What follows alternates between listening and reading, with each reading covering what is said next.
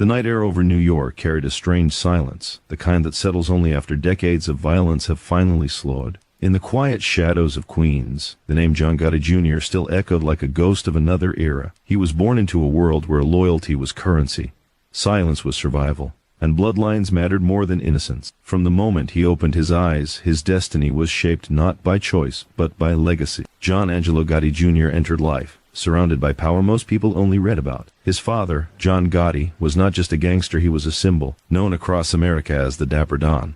The elder Gotti commanded fear and admiration in equal measure. Tailored suits, confident smiles, and courtroom victories turned him into a media legend. But behind that polished image was a ruthless leader at the top of the Gambino crime family, one of the most powerful criminal organizations in U.S. history. For John Gotti Jr., childhood was anything but ordinary. While other children worried about school and friends, his world revolved around whispered conversations, guarded homes, and men who spoke in coded language. He learned early that family loyalty came before everything. In the Gotti household, respect was taught through example, not explanation. Doors were always watched, phones were always suspect, and trust was rare. As a boy, John Jr. saw his father as larger than life. When John Gotti walked into a room, the atmosphere changed. Men straightened their posture. Conversations paused. Power had a presence. And John Jr. absorbed it without realizing how deeply it would define him. Yet even in moments of family warmth, there was an invisible wall separating their world from everyone else's. This was not a life one could escape easily. Growing up in the shadow of America's most notorious mob boss meant John Jr. was constantly watched by rivals, by law enforcement, and by the media. The FBI didn't see a child, they saw a successor. Every move he made was documented, every friendship questioned. While his father thrived in attention, John Jr. learned caution. Silence became his armor. As he entered his teenage years, the pull of the underworld grew stronger. He wasn't forced into crime, but the path was always there, quietly waiting. Men connected to the family treated him with a mixture of respect and expectation. To them, he wasn't just John, he was the future. That pressure weighed heavily, even when unspoken. The streets of New York in those years were unforgiving. Organized crime was still deeply rooted, but the rules were changing. Old-school mobsters believed in honor and structure, while a new generation chased money without patience. John Jr. stood between those worlds, shaped by tradition, but surrounded by transformation. When his father rose to the absolute peak of power, the Gotti name became both a shield and a target. Lavish celebrations, high-profile trials, and constant media coverage turned the family into household news. John Jr. watched closely as his father defeated prosecutors again and again, earning an almost mythic reputation. To a son, it looked like invincibility. But power attracts enemies, and success invites downfall. Behind closed doors, the pressure on the Gotti family intensified. Surveillance increased. Informants whispered. Federal cases grew stronger. John Jr. began to understand that legacy was not just inherited, it was hunted. As a young man, he slowly stepped closer to the family business. Not with reckless ambition, but with careful calculation. He learned how meetings worked, how alliances were formed, and how disputes were settled quietly before turning deadly. He saw firsthand that leadership was not about violence alone. It was about control, influence, and fear wrapped in discipline. Then came the moment that changed everything. When John Gotti Sr. was finally convicted and sentenced to life in prison, the empire trembled. The Dapper Don was gone from the streets, locked behind concrete walls. For the first time, the Gambino family faced a future without its charismatic leader. And in that moment of uncertainty, all eyes turned to his son. John Gotti Jr. did not announce himself. He did not step forward with dramatic gestures. Instead, he inherited something far heavier than a title. He inherited responsibility. Expectations closed in from every direction. Old allies tested him. Rivals questioned his strength. Law enforcement watched closely, waiting for mistakes. Leadership, he discovered, was lonelier than power.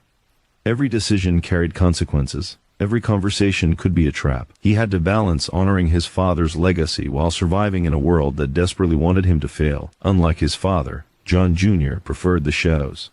He understood that visibility brought vulnerability. As pressure mounted, so did the risks. Federal prosecutors built cases piece by piece, determined to dismantle what remained of the Gotti influence. Trials, indictments, and courtroom battles became part of his life. Unlike the flashy victories of his father, John Jr.'s legal fights were grueling, exhausting, and relentless. The weight of the legacy began to show its cost. Relationships strained. Trust faded. Sleep became restless. The gangster life that once promised power now offered only endless conflict. Every step forward felt like walking deeper into a maze with no clear exit. Yet even as the walls closed in, John Gotti Jr. remained a symbol. To some, he was the rightful heir of a fallen empire. To others, he was a reminder that the old Mafia era was dying. And to law enforcement, he was proof that bloodlines still mattered in organized crime. In the quiet moments, away from meetings and courtrooms, John Jr. faced a question his father never had to answer the same way. Was legacy worth the sacrifice? The world he inherited was no longer glamorous. It was watched, weakened, and surrounded by consequences. The story of John Gotti Jr. is not just about crime. It is about identity, inheritance, and the heavy price of being born into power. His life stands at the crossroads between the golden age of the American Mafia and its slow, painful decline. A son carrying a name too powerful to escape, yet too dangerous to fully embrace. And as the city slept, the legacy of the Gotti name continued to breathe. Quietly in the darkness, no longer roaring, but refusing to disappear. The prison gates closed behind John Gotti, but the echo of his power did not disappear with him. In the outside world, silence filled the space he left behind, and silence in the Mafia was never empty. It was full of questions, calculations, and quiet danger. Within that silence, John Gotti Jr. stood at the center of attention, whether he wanted it or not. The streets no longer celebrated openly. Meetings became quieter, locations shifted constantly, and familiar faces grew cautious. The old certainty that once defined the Gambino Empire began to fracture. For decades, leadership had been clear and unquestioned. Now, every move required consensus, and every delay invited challenge. John Jr. felt the weight of unspoken expectations pressing down on him from all sides. He understood something crucial that many underestimated. Power in the modern underworld was no longer about dominance alone. It was about survival. Law enforcement had learned from past failures. Surveillance technology improved. Informants were protected bare. And federal cases were built patiently rather than rushed. The glamorous image of organized crime had faded, replaced by relentless pressure and long prison sentences. John Jr. did not rush to fill his father's role publicly. Instead, he observed. He listened more than he spoke. He watched how alliances shifted in subtle ways. Some men remained loyal out of respect for the Gotti name. Others stayed close out of fear. And a few lingered only because opportunity often hid behind uncertainty. Every conversation carried hidden meaning. A compliment could be a test. A silence could be a warning. John Jr. learned to read people the way his father once read courtrooms, carefully, instinctively, and without revealing emotion. This was not a world that rewarded hesitation, but it punished recklessness even more. The federal spotlight intensified. Agents followed routines, tracked movements, and recorded patterns. John Jr. felt eyes on him even when streets appeared empty. The pressure was constant, like a low hum in the background of daily life. He knew the authorities wanted more than charges. They wanted the final dismantling of a dynasty. Despite the danger, expectations within the organization continued to grow. The Gambino family was not just a criminal enterprise. It was a system built on hierarchy and tradition. Members needed direction. Disputes needed resolution. Money needed to flow. Leadership, even when unofficial, demanded involvement. John Jr. stepped carefully into that role, aware that every decision could be used against him. He avoided unnecessary displays of power. Violence was minimized not out of mercy but strategy. In a time when one wrong move could lead to life imprisonment, subtlety became the strongest weapon. Yet restraint was often mistaken for weakness. Some within the underworld believed the era of the Gotti name was over. They whispered that the son lacked the fire of the father, that he was too cautious, too modern, too controlled. Those whispers carried danger, because ambition in organized crime often came dressed as criticism. John Jr. responded not with words, but with consistency. He maintained order. He ensured loyalty was rewarded and betrayal was discouraged without spectacle. His leadership style reflected the times, quiet, calculated, and deliberate. Those who understood the changing landscape respected him for it. Those who didn't became liabilities. As months turned into years, legal battles began to shape his life. Courtrooms replaced backrooms. Lawyers replaced lieutenants. Unlike his father's headline-grabbing trials, these proceedings were slower and far more exhausting. Multiple indictments emerged, each one threatening to end the story permanently. John Jr. found himself fighting not only the justice system but the shadow of his own last name. Prosecutors didn't need him to be violent. They needed him to be symbolic. Convicting him meant closing a chapter in American organized crime history. The pressure began to reshape his priorities. The lifestyle he inherited no longer promised power. It promised constant fear and inevitable loss. Friends vanished. Some turned informants.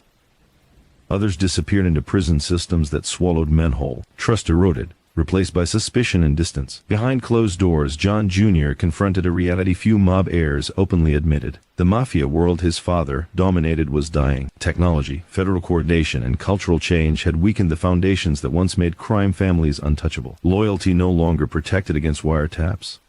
Silence no longer guaranteed safety. And yet, walking away was not simple. Legacy has gravity. It pulls even those who try to escape its orbit. The Gotti name opened doors, but it also sealed exits. Every attempt to distance himself was met with doubt from authorities who didn't believe in redemption, and from associates who didn't believe in retreat. The strain took a personal toll. Peace became rare. Sleep came lightly. The mind never fully rested. Every future plan was shadowed by the possibility of arrest. Every ordinary moment carried extraordinary risk. This was not the glamorous gangster life portrayed in movies. It was a slow erosion of freedom. John Jr. began to consider something radical within the Mafia mindset: withdrawal, not betrayal, not cooperation, but disappearance from influence. A quiet step back rather than a dramatic fall. It was an idea that challenged decades of tradition, where leaving the life was often impossible without consequences. The thought lingered, growing stronger with each legal battle and broken alliance. He understood that survival no longer meant winning, it meant enduring. And endurance required sacrifice of identity. As the world outside moved forward, the old Mafia codes felt increasingly out of place. Younger generations no longer feared names the way they once did. The streets answered to different forces now: money, speed, and anonymity. The age of recognizable bosses was ending. John Gotti Jr. stood at the edge of that transformation, caught between past and future. A man born into power, shaped by caution, and haunted by expectations he never publicly claimed. His story was no longer just about crime. It was about choice. And in the quiet moments, when the city lights dimmed and the noise faded, the question returned. Again and again, how does a man step out of a shadow that defined his entire existence? The answer was not immediate. It would take time, loss, and a decision that would change everything. The idea of stepping away did not come easily to John Gotti Jr. In the world he was raised in, leaving was seen as betrayal, weakness, or fear. The streets did not forgive absence, and history showed that men who tried to disappear often paid a heavy price. Yet the life he lived no longer resembled the one his father once ruled. It had become something colder, tighter, and far less forgiving. Every day brought new pressure. Federal investigations expanded quietly, stretching across years instead of months. Prosecutors learned patience, waiting for patterns rather than chasing headlines. John Jr. felt time closing in on him, not dramatically, but steadily, like water rising inch by inch. The system no longer needed spectacle. It needed endurance. He understood that he was no longer fighting individual cases. He was fighting an idea, the idea that the Gotti legacy could still survive. And ideas were harder to defend than actions. His name alone carried weight in courtrooms, even when evidence was thin. Jurors didn't need to know details. They knew the history. Legal proceedings became cycles of preparation and uncertainty. Long hours with attorneys replaced nights of whispered conversations.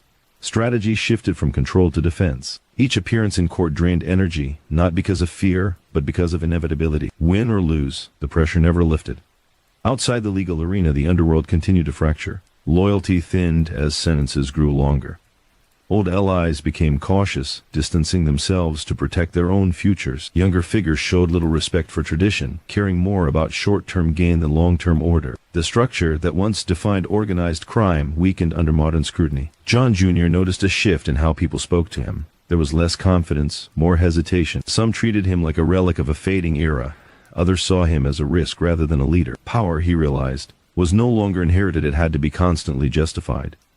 The isolation deepened. Family gatherings no longer brought comfort. Conversations stayed surface level, guarded by shared anxiety. Everyone knew the dangers, but no one spoke openly about them. The burden of legacy had spread, touching everyone connected to the name. Even those far removed from the streets felt its weight. At night, when the city settled into restless sleep, John Jr. reflected on the life he never chose, but fully inherited. He thought about the contrast between perception and reality. The public imagined wealth, authority, and control. The truth was exhaustion, vigilance, and constant calculation. Freedom was the rarest currency of all. The turning point did not arrive with violence or betrayal. It came quietly, through accumulation. One case after another, one friendship after another lost to distance or fear. One reminder after another that the life offered no future beyond survival. The idea of stepping back transformed from weakness into strategy, but retreat carried risks of its own. Leaving influence behind meant redefining identity. Without power, without fear, who was John Gotti Jr.? A private citizen with a famous name still carried suspicion. The past could not be erased, only managed. The challenge was learning how to exist without constantly defending a legacy. He began to limit involvement further, drawing boundaries that once seemed impossible. Meetings became rare, conversations shorter, decisions delegated. It was not an announcement but a gradual withdrawal. Those paying attention noticed. Some interpreted it as caution, others as surrender. Law enforcement noticed too. Reduced activity did not bring immediate relief. Surveillance continued. Investigations pressed on. Authorities assumed strategy rather than exit. In their view, stepping back was simply another tactic. Redemption was not part of their calculation. John Jr. found himself trapped between two unforgiving forces. The underworld demanded loyalty. The justice system demanded accountability. Neither offered mercy, and both defined him by his past. The present felt like a narrow bridge suspended over consequences. As the pressure mounted, the emotional toll became impossible to ignore. Stress manifested in subtle ways: restless nights, strained relationships, constant mental fatigue. The armor he wore so carefully began to crack. Strength in the Mafia was never about vulnerability, but vulnerability was becoming unavoidable. He began to see his father differently, not as a symbol of power, but as a man consumed by the role he played. John Gotti thrived on visibility, confidence, and dominance. John Jr., by contrast, survived through restraint. Their paths diverged not by choice, but by era.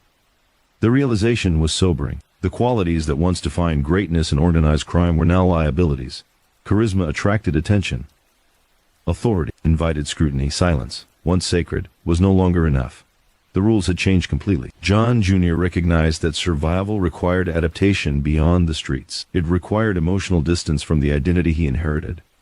That process was painful, slow, and deeply personal. Letting go of expectation felt like betraying history, but holding on meant destruction. The decision to step further away became less about safety and more about sanity. The life had taken everything it could: time, peace, trust. What remained was choice, limited, constrained, but still present. As he reduced his presence, the myth surrounding the Gotti name began to fade. Not disappear, but soften. Without spectacle, there was less fear. Without fear, there was less obsession. It was not victory or defeat, it was erosion. And in that erosion, John Jr. found something unexpected: quiet. Not peace, but quiet. A space where thoughts could exist without immediate threat. Where days passed without constant anticipation of conflict. It was fragile, temporary, but real. Still, the past remained close. Court dates loomed. Investigations lingered. The story was far from over.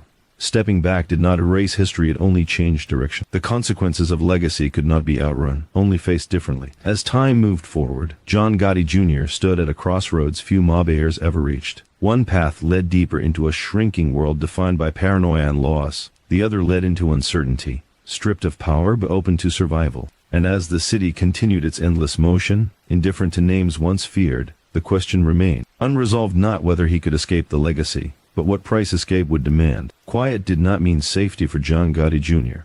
It simply meant the noise had changed. Where gunshots and shouting once defined danger, now it was paperwork, subpoenas, and carefully worded indictments. The modern battlefield was invisible, and it rewarded patience over bravado. John Jr. learned that silence could still be loud when it echoed inside courtrooms. The legal pressure intensified in ways that felt relentless but impersonal. Prosecutors presented cases not as dramatic confrontations, but as long narratives, built from fragments: phone records, testimony, financial trails. Each detail alone seemed harmless, but together they painted a picture authorities were determined to finalize. John Jr. understood the strategy. They didn't need certainty, they needed momentum. Days blurred into routines defined by preparation and restraint.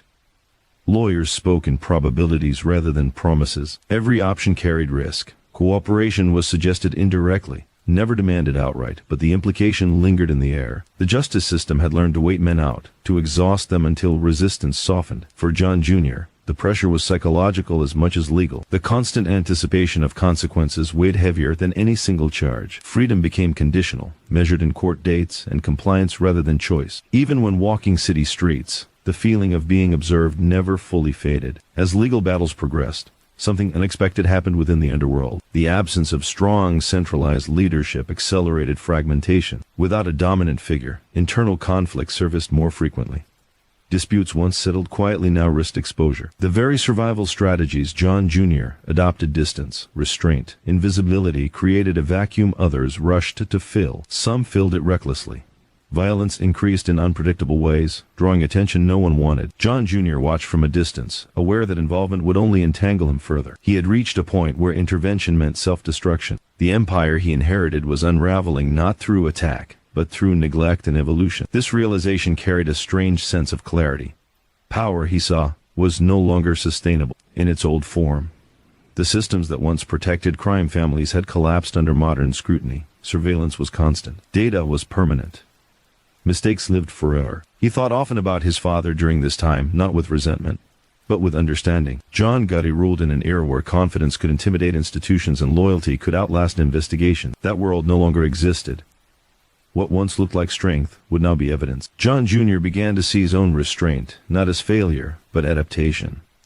Survival meant evolving beyond the myths of the past. It meant accepting that legacy could not be preserved, it could only be survived. The legal system pressed harder, and eventually the moment arrived where endurance was no longer enough. Faced with the possibility of endless trials and escalating consequence, John Jr. made a decision rooted in pragmatism rather than pride. It was not dramatic, it was calculated, careful, and deeply personal. The choice altered how the world viewed him. To some, it confirmed long-held suspicions. To others, it represented the final collapse of an era. The Mafia code had always valued silence above all else, and breaking from expectation even without betrayal reshaped his identity permanently. But the identity had already been shifting. Public perception shifted as well. The image of the untouchable mob heir faded, replaced by something more complex and less sensational. Headlines softened. Interest waned. Without spectacle, the myth lost its power. The Gotti name no longer dominated conversation the way it once had. This fading was both relief and loss. For the first time, John Jr. experienced moments that felt almost ordinary. Time passed without immediate crisis. Days were no longer consumed entirely by strategy. There was space to reflect, to acknowledge exhaustion, to confront emotions long buried beneath obligation. Yet peace remained elusive. The past did not release its grip easily. Memory resurfaced, faces of men lost to prison or betrayal, moments where different choices might have led elsewhere. Reflection brought understanding, but also regret. Legacy, he learned, was not just inherited, it was endured. The underworld continued its transformation without him.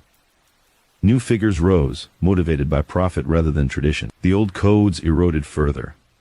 What remained bore little resemblance to the structure his father once commanded. Watching from the outside, John Jr. recognized how narrow the line between relevance and ruin had become. The city itself seemed indifferent. New York moved forward, relentless and evolving. Neighborhoods changed. Generations passed. The streets that once whispered his family's name now echoed with different stories. Time, the most powerful force of all, erased what fear could not. In this new reality, John Jr. confronted the challenge of redefining purpose. Without authority, without expectation, life demanded a different kind of strength. It required accountability to self rather than system. The skills that once ensured survival, observation, discipline, restraint now served a different goal: stability. He did not seek redemption in grand gestures. There were no public apologies or dramatic exits. His transformation was quiet, internal, and gradual. The absence of spectacle was intentional. Attention had always been the enemy. As years passed, the legend of the Gotti dynasty settled into history rather than headlines. Stories remained, retold in documentaries and conversations, but they no longer shaped the present. The dangers shifted from immediate to symbolic. For John Jr., that shift marked survival. Still, the question of identity lingered. Who was he without the shadow, without the fear others projected onto his name? The answer was not simple, and perhaps never fully formed. But uncertainty was preferable to inevitability. The journey away from power did not erase consequences. It changed how they were faced. Acceptance replaced resistance. Adaptation replaced dominance. And in that transformation, John Gotti Jr. became something rare. In his world, a man who outlived the role he was born into. The story was not finished. The past still whispered, and the future remained unwritten. But the direction had changed. And with it, the meaning of legacy itself. Time did not heal everything for John Gotti Jr., but it did change the shape of his days. The sharp edges of constant danger softened into something duller, more manageable, yet always present. Life after influence was not empty. It was simply quieter, stripped of urgency and spectacle. In that quiet, John Jr. began to understand the true cost of the world he had survived. The transition was not immediate. For a long time he lived with one foot still planted in the past. Old habits lingered. Awareness never fully relaxed. He still noticed patterns, faces, pauses in conversation. Years of vigilance could not be undone easily. The instinct to calculate risk had become part of his nature. But something fundamental had shifted. He was no longer responding to constant external pressure from the underworld. There were no expectations to resolve disputes, no obligations to assert authority. The absence of responsibility felt unfamiliar, almost uncomfortable at first. Power, even when burdensome, provided structure. Without it, days felt unshaped. John Jr. began filling that space with reflection rather than reaction. He revisited memories not to relive them but to understand them. Moments from childhood surfaced with new clarity. Conversations that once seemed ordinary now revealed hidden meaning. He recognized how early his identity had been molded by silence, loyalty, and fear. Growing up, as the son of John Gotti, had shaped every aspect of his worldview. Strength was never discussed, it was demonstrated. Weakness was never named, it was avoided. Emotion was controlled, measured, and often concealed.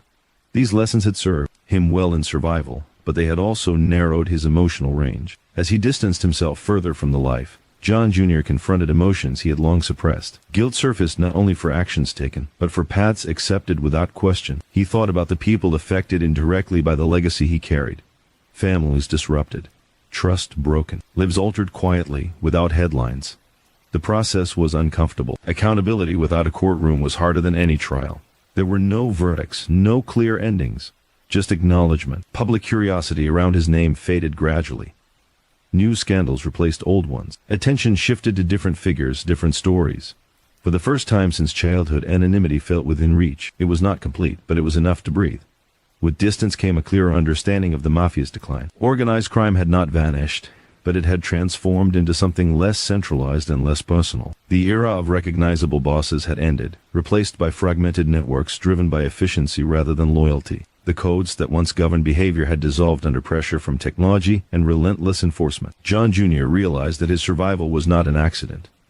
It was a product of timing and restraint. Many who clung to the old ways had paid with decades behind bars or worse. He had adapted just enough to step aside before the collapse became total. That realization brought neither pride nor relief, only acceptance. He began focusing on building a life that did not depend on fear or reputation. This required patience. Trust, once broken by association alone, took time to rebuild. Conversations outside the shadow of his past felt different, simpler, but also more honest. There was no need for coded language or guarded silence. Still, the name followed him. Introductions carried pauses. Questions lingered unasked. People recognized it, even when they pretended not to. John Jr. learned to live with that awareness, without letting it define interaction. He did not correct assumptions, nor did he feed them.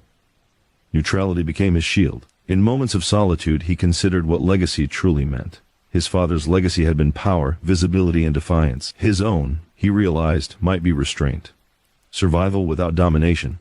Ending a story without spectacle. This interpretation of legacy felt almost rebellious in its own way. In a culture that valued strength through force, choosing quiet endurance was an act of resistance. He also recognized the limits of redemption. No matter how far he stepped away, the past would always exist. History did not rewrite itself. The goal was not erasure, but coexistence. Living alongside memory without being consumed by it. The world outside continued to change rapidly. Technology accelerated life.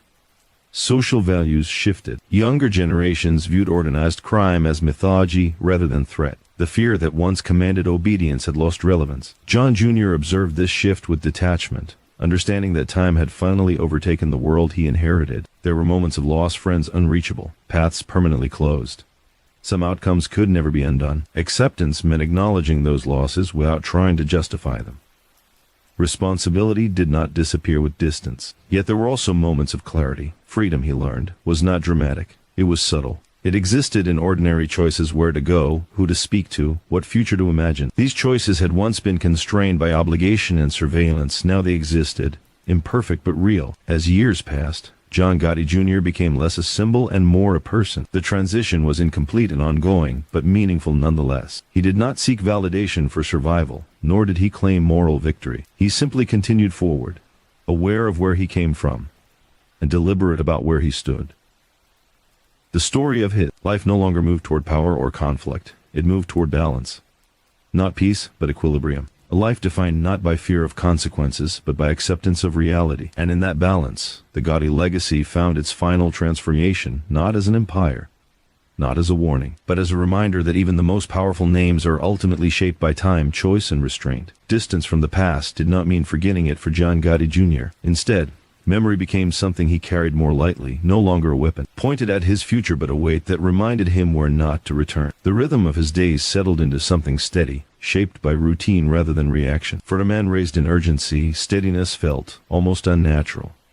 He learned to value predictability. Mornings arrived without crisis. Evenings ended without whispered plans. The absence of constant calculation created space for something he had rarely known: choice without consequence looming overhead. Yet the mind, trained by years of pressure, took time to accept this new reality. Silence still demanded interpretation. Calm still felt temporary. Gradually that tension eased. John Jr. began to notice how much energy the old life had consumed. Every interaction had once required assessment: who could be trusted, who might be listening, who would benefit from silence. Outside that environment, conversations flowed differently. Words were not weighed for hidden meanings. Pauses did not signal danger. It was disorienting, but also revealing. He observed how ordinary lives unfolded without constant fear. People planned years ahead, not days. They invested emotionally without bracing for betrayal. They disagreed without threat. These behaviors, once foreign, slowly became familiar, not because he forgot his past, but because he chose not to live inside it. The process of reintegration was subtle. There were no announcements, no declarations of change. He did not seek to prove anything. Transformation, he discovered, was most authentic when it went unnoticed. The less attention drawn to it, the more real it became. Still, the legacy lingered. Occasionally, his name resurfaced in conversation or media, usually framed by nostalgia rather than urgency.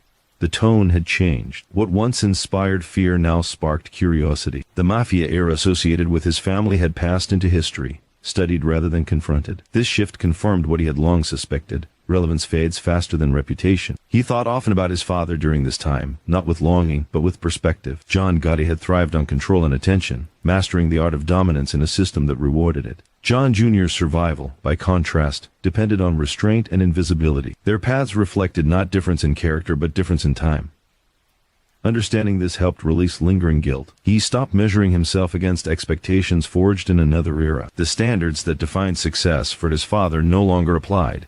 The world had moved on, and so had he. As years accumulated, John Jr. developed a quiet respect for time itself. Time exposed delusions, time softened extremes. Time revealed which fears were justified and which were inherited. It also showed that consequences, while unavoidable, were not always fatal.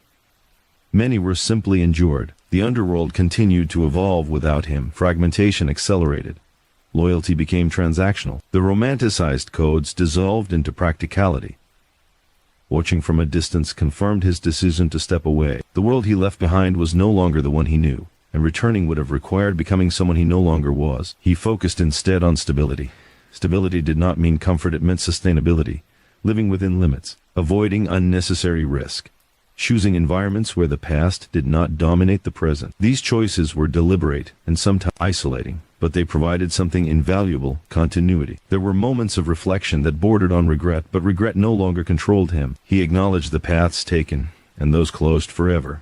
Some losses could not be reclaimed. Acceptance did not excuse them. It contextualized them.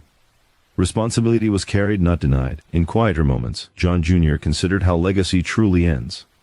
Not with arrests or headlines, but with irrelevance. When fear dissolves into memory, power dissolves with it. This understanding did not feel tragic. It felt natural. Everything eventually yields to time. He recognized that his greatest act of defiance against the life he inherited was persistence without dominance, existing without exerting control, choosing to live rather than rule. This form of resistance was invisible but effective. Relationships outside the shadow of crime developed slowly. Trust was built through consistency rather than reputation. People learned who he was now, not who he had been associated with. These relationships lacked intensity, but they offered something deeper: normalcy. Normalcy, he realized, was the rarest luxury of all. The constant vigilance that once defined his existence became background noise rather than command. He still noticed patterns, still assessed environments instinctively, but these instincts no longer dictated action. Awareness became a tool rather than a burden. As the years continued, John Gotti Jr. became less a symbol of transition and more an example of adaptation, not celebrated, not condemned, simply present. His story no longer unfolded through conflict, but through continuity. The city changed around him, as cities always do. Buildings rose and fell. Neighborhoods transformed. Generations replaced one another. The streets that once echoed with whispered names now carried different ambitions. The world moved forward, indifferent to legacy. In that indifference, John Jr. found freedom. Not the freedom of power, but the freedom of limitation. Knowing what he would not return to. Knowing what no longer defined him. Knowing that survival did not require dominance. The life he built was quieter than the one he left, but it was his. It was shaped by choice rather than inheritance. And in that choice, the weight of legacy finally loosened, not because it vanished, but because it no longer dictated direction. The story continued, not as a rise or fall, but as a steady line forward. And sometimes, that was the most radical ending of all. By the time the world fully accepted that John Gotti Jr. was no longer a central figure in organized crime, he had already learned something essential. Disappearance did not require escape, only consistency. Remaining outside the spotlight demanded discipline equal to any rule he had once followed. It was not enough to step away once.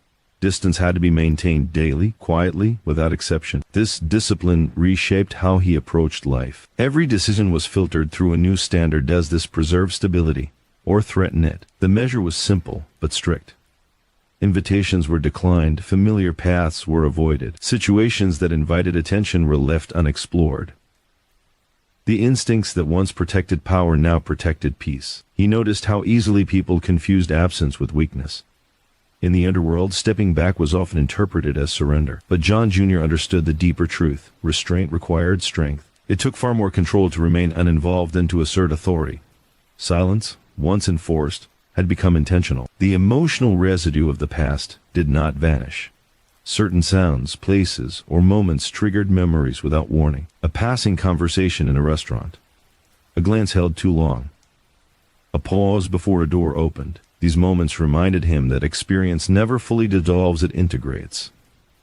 Yet these reminders no longer dictated behavior. He acknowledged them and moved forward. Mastery over reaction replaced mastery over others. This internal shift marked the most profound transformation of all. He became increasingly aware of how narratives outlive individuals. Stories about his family continued circulating, shaped by exaggeration and distance. The truth existed somewhere between myth and memory, but he no longer felt compelled to correct it. The stories belonged to the past, and the past no longer belonged to him. Occasionally, he encountered individuals who saw him only through that narrative. Their curiosity carried caution, fascination, or judgment. John Jr. responded with neutrality. He neither confirmed nor denied expectations. He understood that people often see what they want to see, and correction rarely changes perception. This acceptance brought unexpected calm. Without the burden of defending identity, he focused on living within reality rather than reputation. His days were not remarkable, but they were stable. Stability, he learned, was earned through repetition. Every uneventful day reinforced the life he had chosen. Time continued to reshape the meaning of legacy. The Mafia, once feared as an unstoppable force, now existed more as a historical concept than an immediate threat. Its influence persisted in pockets, but the era of dominance had passed. The systems that supported it had been dismantled piece by piece through patience and persistence. John Jr. reflected on how different outcomes might have been had he resisted change. The men who clung to the past often paid the highest price. Their loyalty became leverage against them. Their refusal to adapt ensured their disappearance not into anonymity, but into prison systems that erased individuality. Adaptation, he realized, was not betrayal. It was recognition of reality. He began to appreciate the role of anonymity. Without the pressure to perform or lead, he experienced moments of genuine presence. Simple routines gained meaning. The absence of conflict allowed attention to shift inward. The world slowed to a pace where observation replaced anticipation. The memory of his father surfaced often during these reflections. John Gotti had lived loudly, embracing visibility and confrontation. His confidence shaped an era, but it also sealed his fate. John Jr. did not judge those choices. He contextualized them. Different times demanded different strategies. Understanding this distinction helped him reconcile the tension between loyalty and survival. He honored his father not by imitation, but by evolution. Preserving life rather than image became the truest form of respect. As years passed, the public appetite for gangster mythology waned. New generations lacked emotional connection to figures who once dominated headlines. Organized crime lost its cultural hold, replaced by different fears and fascinations. The Gotti name remained known, but its power diminished to reference rather than presence. This shift reinforced a truth John Jr. had lived quietly for years. Influence is temporary, but consequence endures. What mattered now was not what had been controlled, but what remained. He cultivated patience with himself. Growth did not follow a linear path. Some days felt heavier than others. Certain memories resisted reinterpretation. But resilience was no longer about dominance. It was about endurance without bitterness. The distance he maintained from the past also allowed empathy to emerge. He saw how systems shaped behavior, how environment limited choice, how expectations inherited at birth could determine trajectory. This understanding did not excuse actions, but it deepened awareness. With that awareness came a quieter sense of responsibility, not to lead, but to avoid repeating cycles. His existence outside the life became a statement, even without words. It demonstrated that survival did not require perpetuation. The city around him continued to evolve, indifferent to history. New stories unfolded on streets once associated with fear. The present replaced the past without ceremony. John Jr. watched this progression without resentment. Time had done what violence could not. It had moved on. In that movement he found his place, not at the center, not on the edge, but within the flow. His life no longer demanded attention. It required only intention. And so, the story continued not with a climax, but with continuity.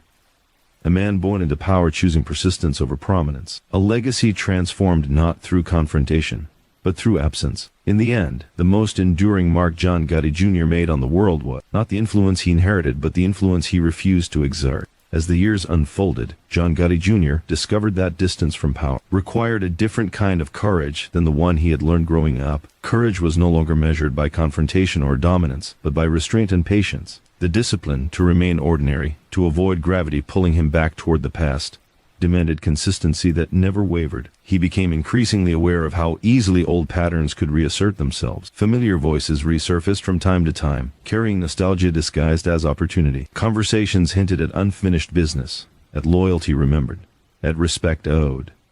John Jr. listened without commitment. He understood that the past often returned wearing new language. Each refusal reinforced the boundary he had drawn. Boundaries, he learned, were not declarations, they were habits. Saying no once meant little. Saying no every time reshaped reality. Over time, the invitations faded. The calls stopped. Silence returned, this time without tension.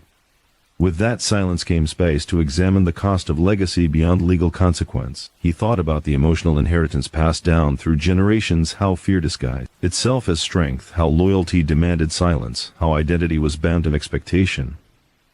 These lessons had been taught implicitly, reinforced daily, never questioned. Stepping outside that framework allowed him to see it clearly for the first time. He recognized how deeply those rules had shaped his instincts. Even in calm moments, vigilance remained. Even in safety, caution lingered. The body remembered what the mind sought to release. Healing, he realized, was not forgetting, it was learning to respond differently to memory. John Jr. practiced that response deliberately. When anxiety surfaced without cause, he acknowledged it rather than reacting. When suspicion appeared, he questioned its origin. Slowly, the past loosened its hold. Not entirely, but enough to breathe. The world beyond the underworld proved more complex than he once imagined. Without the clarity of enemies and allies, life presented ambiguity. People acted out of self-interest without malice. Conflicts existed without threats. Resolution required communication rather than intimidation. These dynamics were unfamiliar but enlightening. He learned that power was not the only way to influence outcomes. Patience, consistency, and presence carried weight of their own. Influence could be subtle, even invisible. It could exist without fear. This understanding reframed how he viewed his father's legacy. John Gotti had embodied an era where visibility equaled control. His confidence filled rooms, shaped narratives, and commanded attention. John Jr.'s era offered no such reward. Visibility now invited collapse. Control attracted scrutiny. The tools that once built empires now dismantled them. Accepting this difference allowed John Jr. to let go of comparison. He was not meant to replicate his father's path. Survival required divergence. Legacy, in this sense, was not a script, it was a challenge to be reinterpreted. He became more comfortable with the idea that his story might never feel complete. There would be no definitive ending, no final resolution that tied every thread neatly together. Some questions would remain unanswered. Some judgments would persist. Acceptance meant living without closure. As he settled into this perspective, time softened even the sharpest memories. Events that once felt immediate became distant, stripped of urgency. The emotional charge diminished. Reflection replaced reaction. Experience transformed into understanding. The city around him continued its relentless evolution. Neighborhoods changed identities. New voices replaced old ones. The cultural memory of organized crime faded further into abstraction. For many, it became entertainment rather than threat. This shift confirmed what John Jr. had sensed for years. Relevance was not permanent. He observed younger generations navigating a world shaped by different fears and ambitions. Their challenges were technological, economic, global. The street-level power structures that once dominated no longer held the same sway. The future belonged to different systems entirely. This realization brought unexpected relief. The pressure to represent or preserve something outdated dissolved. John Jr. no longer felt responsible for an era that had ended. His role was not to carry it forward, but to let it rest. Occasionally, moments of doubt surfaced. What if stepping away had been interpreted incorrectly? What if silence was mistaken for guilt? These questions appeared briefly, then passed. He had learned that control over perception was impossible. Peace required releasing that desire. He focused instead on intention, acting with clarity, living within limits, choosing environments that supported stability. These choices accumulated into a life defined by consistency rather than conflict. The absence of chaos allowed deeper self-awareness. He recognized strengths developed under pressure, discipline, observation, endurance. He also recognized costs, emotional distance, guarded trust, lingering vigilance. Both were part of the same inheritance. Acknowledging both allowed integration. He no longer rejected his past nor surrendered to it. He carried it as experience rather than identity. As seasons changed, the world's attention shifted again and again. Headlines moved on. Stories aged. Names lost urgency. John Jr. watched this progression without attachment. Time had accomplished what resistance could not. In that progression, he found quiet purpose, not to teach lessons publicly or rewrite narratives, but to live in a way that did not perpetuate harm, to exist without feeding cycles of fear or dominance, to demonstrate, simply by example, that withdrawal was possible. This choice did not redeem the past, but it altered the future.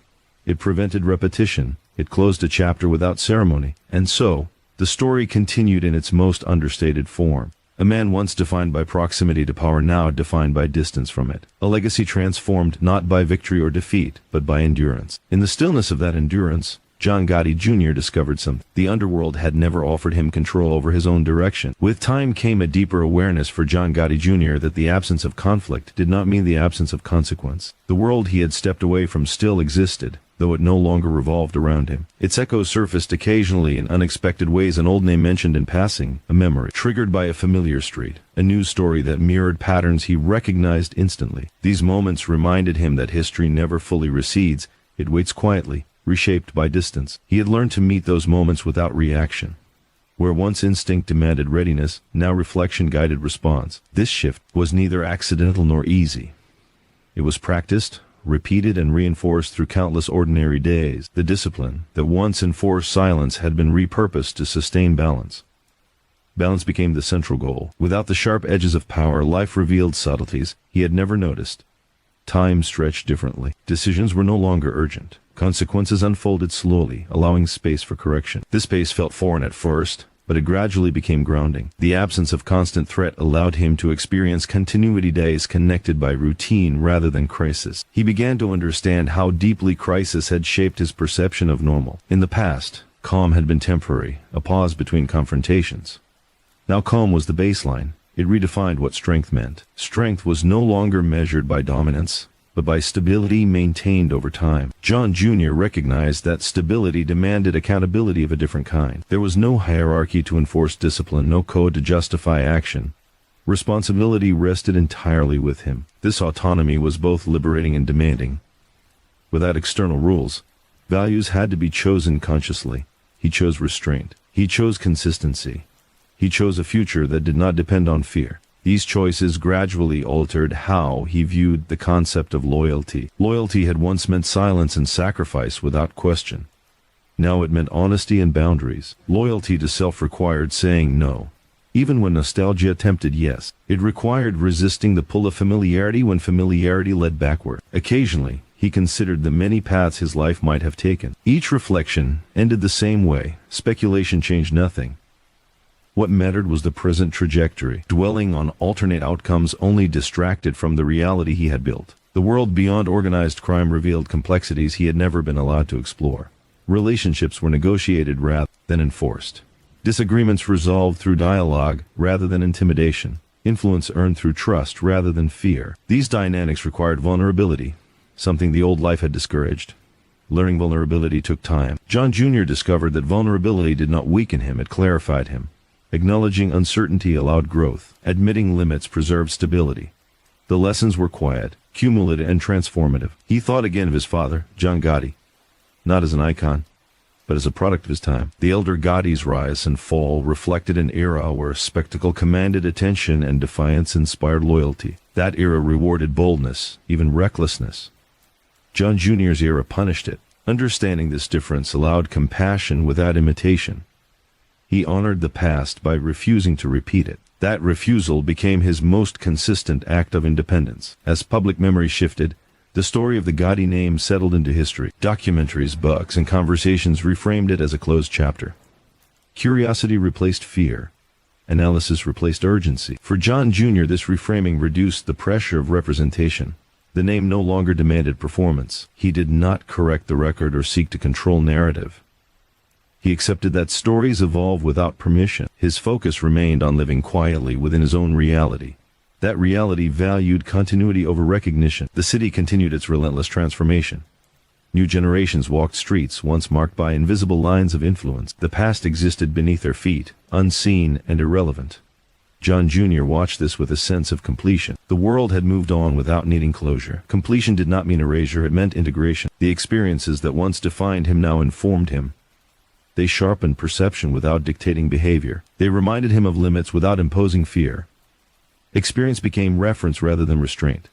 As the years advanced, he noticed how the absence of chaos allowed attention to shift outward. He became more observant of others' struggles, more patient with uncertainty. Empathy grew where suspicion once lived. The contrast revealed how fear narrows perspective and how safety expands it. He did not romanticize his past, nor did he condemn it endlessly. He understood it as a chapter written under conditions that no longer applied.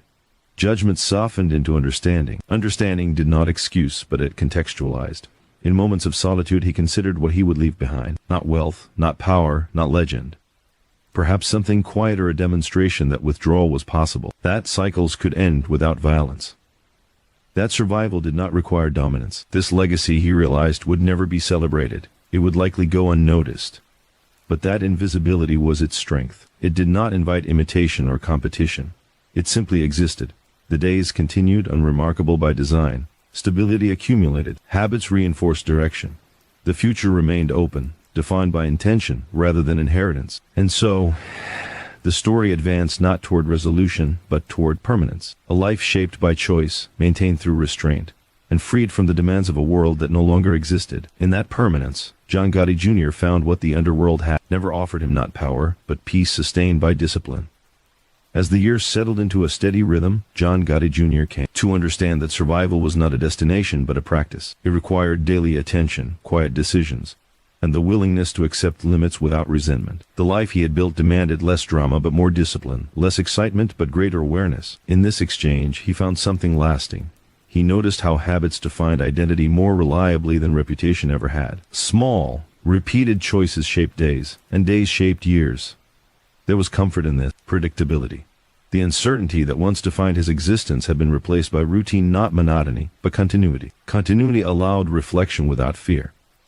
Reflection revealed how much of his earlier life had been governed by reaction. Every move had once been a response to threat or expectation.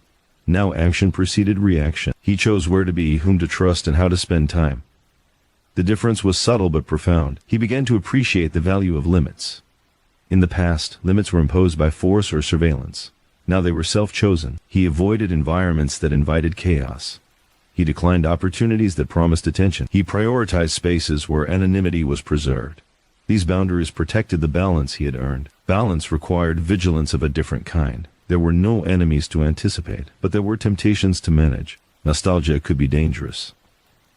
It softened memories, reframed risk as familiarity. John Jr. recognized nostalgia as a test rather than a comfort. When it surfaced, he acknowledged it and moved forward. The underworld still whispered from a distance, but its voice had lost urgency. The figures who once commanded respect were gone or irrelevant. New names emerged, but they did not command the same gravity. The structure that once made organized crime formidable had dissolved into fragments. Efficiency replaced loyalty. Speed replaced patience. Watching this evolution confirmed his decision to step away. The life he had known no longer existed. What remained bore little resemblance to the codes and hierarchies of his youth. Returning would not have meant reclaiming a role. It would have meant entering chaos without protection. He reflected again on the contrast between generations. His father, John Gotti, had lived in a time when charisma could shield against consequence, at least temporarily. Confidence projected power, and power commanded silence. That equation had collapsed. Confidence now attracted scrutiny. Silence invited suspicion. The rules had inverted. Understanding this inversion allowed John Jr. to release lingering comparisons.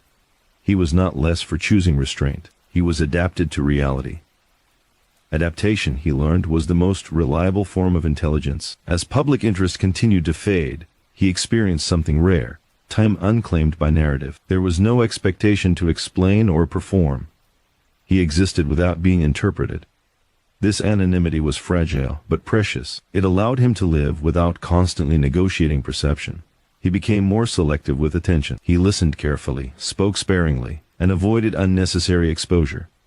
These habits were not born of fear but intention. He valued privacy as a form of stability. Privacy allowed mistakes without consequence and growth without scrutiny. Growth came slowly and without ceremony. He learned patience with himself. Old reflexes resurfaced, occasionally guarded instincts, quick assessments, but they no longer dominated. Awareness became observational rather than reactive. The body relaxed into the present. He also learned to accept ambiguity. Not every question required an answer. Not every memory demanded interpretation. Some things simply existed as they were. Acceptance reduced the need for control, and with it, the residual tension of the past. The city continued to transform around him. Economic shifts, cultural changes, and new technologies reshaped daily life. The structures that once supported organized crime struggled to survive in this environment. Transparency replaced secrecy. Data replaced rumor. The future belonged to systems incompatible with old methods. John Jr. recognized that his survival was intertwined with this transformation. He had stepped away at a moment when departure was still possible. Others who delayed found themselves trapped by systems that no longer forgave error. Timing mattered as much as intention. He considered the notion of legacy again, this time with greater clarity. Legacy was not what endured publicly, it was what ceased privately. Ending a cycle did not require acknowledgement. It required consistency. He had ended his involvement not with a declaration, but with sustained absence. That absence reshaped his relationship with the past. Memories lost their sharpness. The urgency faded. What remained were lessons rather than wounds. Experience transformed into perspective. Perspective allowed empathy for others still trapped by expectation, for those who mistook familiarity for safety, for those who believed power could outpace consequence. He did not judge them. He understood them. Understanding did not draw him back. It confirmed his distance. He also understood that peace was not permanent. It required maintenance. Complacency invited regression. He remained attentive without being anxious. He protected stability without clinging to it. Balance was dynamic, not static. As time continued its quiet work, John Gotti Jr. became increasingly comfortable with an unresolved ending. There was no final statement to make, no redemption arc to complete. Life unfolded without narrative symmetry, and that was acceptable. He lived with the awareness that some stories were meant to fade rather than conclude. The fading itself was the conclusion. In that fading, he found a form of freedom that power had never offered. Freedom from expectation. Freedom from reaction. Freedom from the need to prove endurance through dominance. The days passed, connected by intention. The future remained open, unclaimed by inheritance. And in that openness, the legacy he carried finally transformed not into a monument, but into a quiet, sustained refusal to repeat the past. As the years stretched on, John Gotti Jr. began to grasp the full weight of what it meant to live quietly in the shadow of notoriety. The life he had inherited was not a series of discrete events but an accumulation of consequence, expectation, and constant calculation. Stepping away had not removed the past. It had only changed the terms by which it influenced him. He had moved from active participant to observer, and that role required a subtler kind of intelligence, an intelligence he had been forced to cultivate through years of experience. The first challenge of this transition was perception. People assumed that detachment implied weakness. They interpreted distance as defeat. John Jr. knew otherwise. Restraint demanded far more discipline than action ever had. Each decision to remain uninvolved, each refusal to respond to provocation, required a conscious commitment. It was a daily exercise in patience, strategy, and self-awareness. He observed carefully, noting patterns that would have once dictated immediate reaction. Conversations with acquaintances carried subtle cues.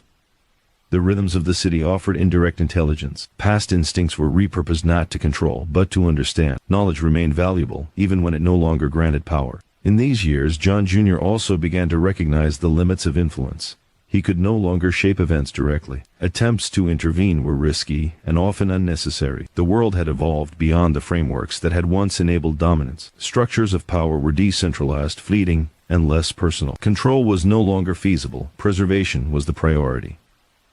This realization reshaped his approach to relationships. Alliances once formed through fear or expectation were replaced with connections built on mutual understanding and cautious respect. Trust became earned over time rather than assumed by proximity. John Jr. approached these relationships with patience, aware that history could not be undone but could be navigated more deliberately. Emotional intelligence became as critical as streetwise acumen. Situations that would have once demanded immediate strategic maneuvering now required reflection, empathy, and measured response. He learned to sit with tension without dissolving into it. Awareness, not action, became the currency of survival. During this period, John Jr. revisited many memories of his youth with clarity he had not previously possessed. He thought about the streets that had once defined him, the voices that had shaped him, and the choices that had carried consequences beyond his comprehension at the time. Reflection revealed layers of cause and effect he had never fully appreciated. He began to see how inherited behavior, environment, and expectation had intertwined to shape outcomes. Understanding this complexity offered both comfort and challenge. Comfort, because it illuminated why he had acted as he did. Challenge, because it revealed the extent to which he had been constrained by forces outside his control. Reconciliation required acknowledging responsibility while resisting self-condemnation. In the background of these reflections, the city moved relentlessly forward. Neighborhoods shifted, businesses emerged, and new generations occupied spaces once familiar to him. The world he had known, dynamic, intense, and perilous, had softened in ways he could observe without participation. Fear had faded as a societal mechanism. Curiosity replaced respect. The streets were no longer ruled by invisible hierarchies, but by transient ambition. John Jr. also came to understand the subtleties of perception. The name he carried still drew attention, but the nature of that attention had changed. Where once it inspired fear or admiration, it now elicited fascination, speculation, or distant recognition. This shift allowed him to navigate the world with less pretense and more authenticity. He did not need to perform. He did not need to defend. He simply existed. In practical terms, his daily life became defined by choices that supported consistency and balance. Routine became a tool for stability. Decisions about where to go, whom to engage, and how to respond were guided by principles rather than pressure. Each deliberate choice reinforced the larger structure of his life. The quiet repetition of these choices accumulated into a life that was self-directed and resilient. At the same time, he maintained awareness of the past, not as a burden but as context. He knew that old threats could resurface unexpectedly, that misperceptions could follow him indefinitely, and that reputation, once earned, could persist long after circumstances had changed. Vigilance remained necessary, though its form had evolved. He no longer reacted reflexively but maintained readiness in a measured, controlled way. John Jr. also spent time considering the notion of legacy in a new light. Legacy was no longer about prominence, fear, or public memory. It was about sustainability, endurance, and the quiet refusal to repeat destructive patterns. The Gotti name had once signified power enforced through spectacle and intimidation. Now he sought to demonstrate a different kind of strength, one that relied on discipline, discretion, and adaptation. He began to embrace the subtle forms of influence that persisted outside of public perception. Guidance offered quietly, support extended without fanfare, and lessons absorbed without explicit acknowledgement. All became part of this evolving understanding. He recognized that leadership and impact did not require visibility, but rather consistency over time. The personal transformation required emotional fortitude.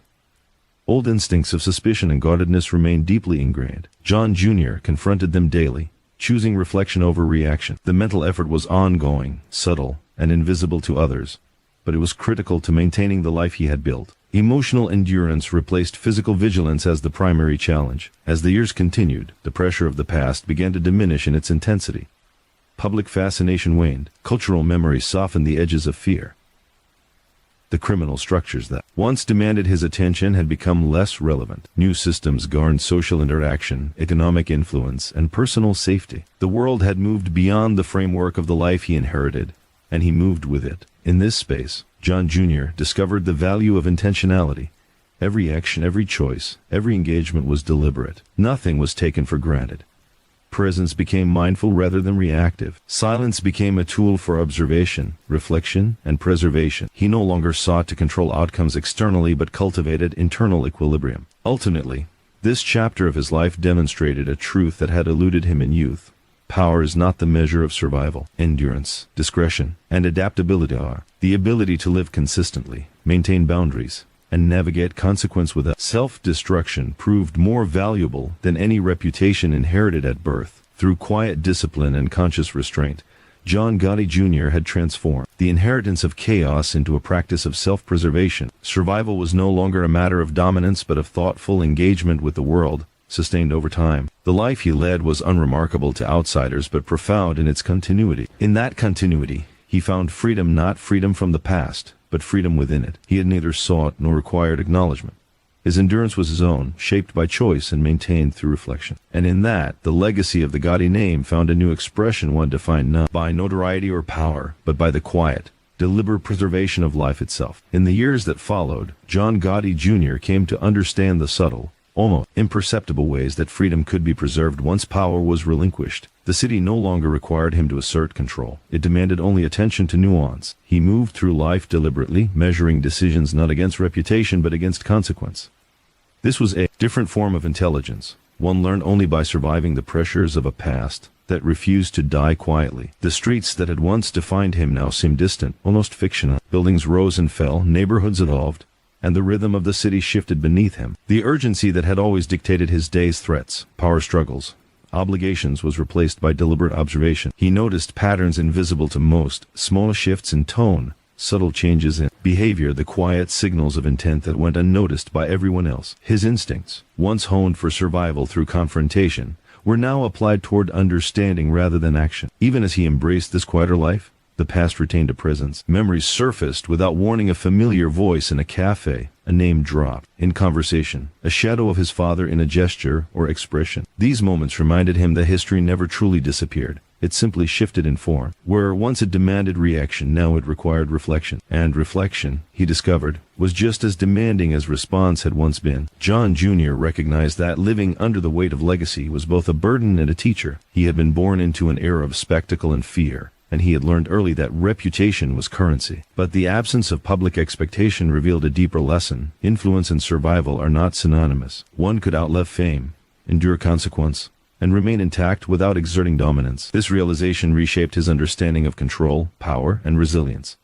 Relationships, too, evolved in this new landscape. The alliances of his youth, formed out of necessity, fear, and loyalty, were replaced by connections built on discretion and mutual respect. John Jr. approached interactions with a careful openness, aware that trust could be extended but had to be earned through consistency. Every engagement, however minor, carried weight, because stability relied on measured attention rather than reactive instinct. In this environment, emotional intelligence became as critical as vigilance had once been. He learned to navigate subtle tensions without assuming hostility, to recognize without acting on impulse, and to observe without judgment. These skills were cultivated quietly, reinforced over countless ordinary interactions, and became essential to maintaining a life free from unnecessary complication. As he matured, John Jr. also confronted the role of identity in his transformation. The name he carried, once feared, now observed with curiosity, remained a part of him, but it no longer dictated behavior. He did not need to defend, prove, or assert it. Instead, he explored what it meant to exist under its shell while living independently of it. This independence was neither rejection nor denial.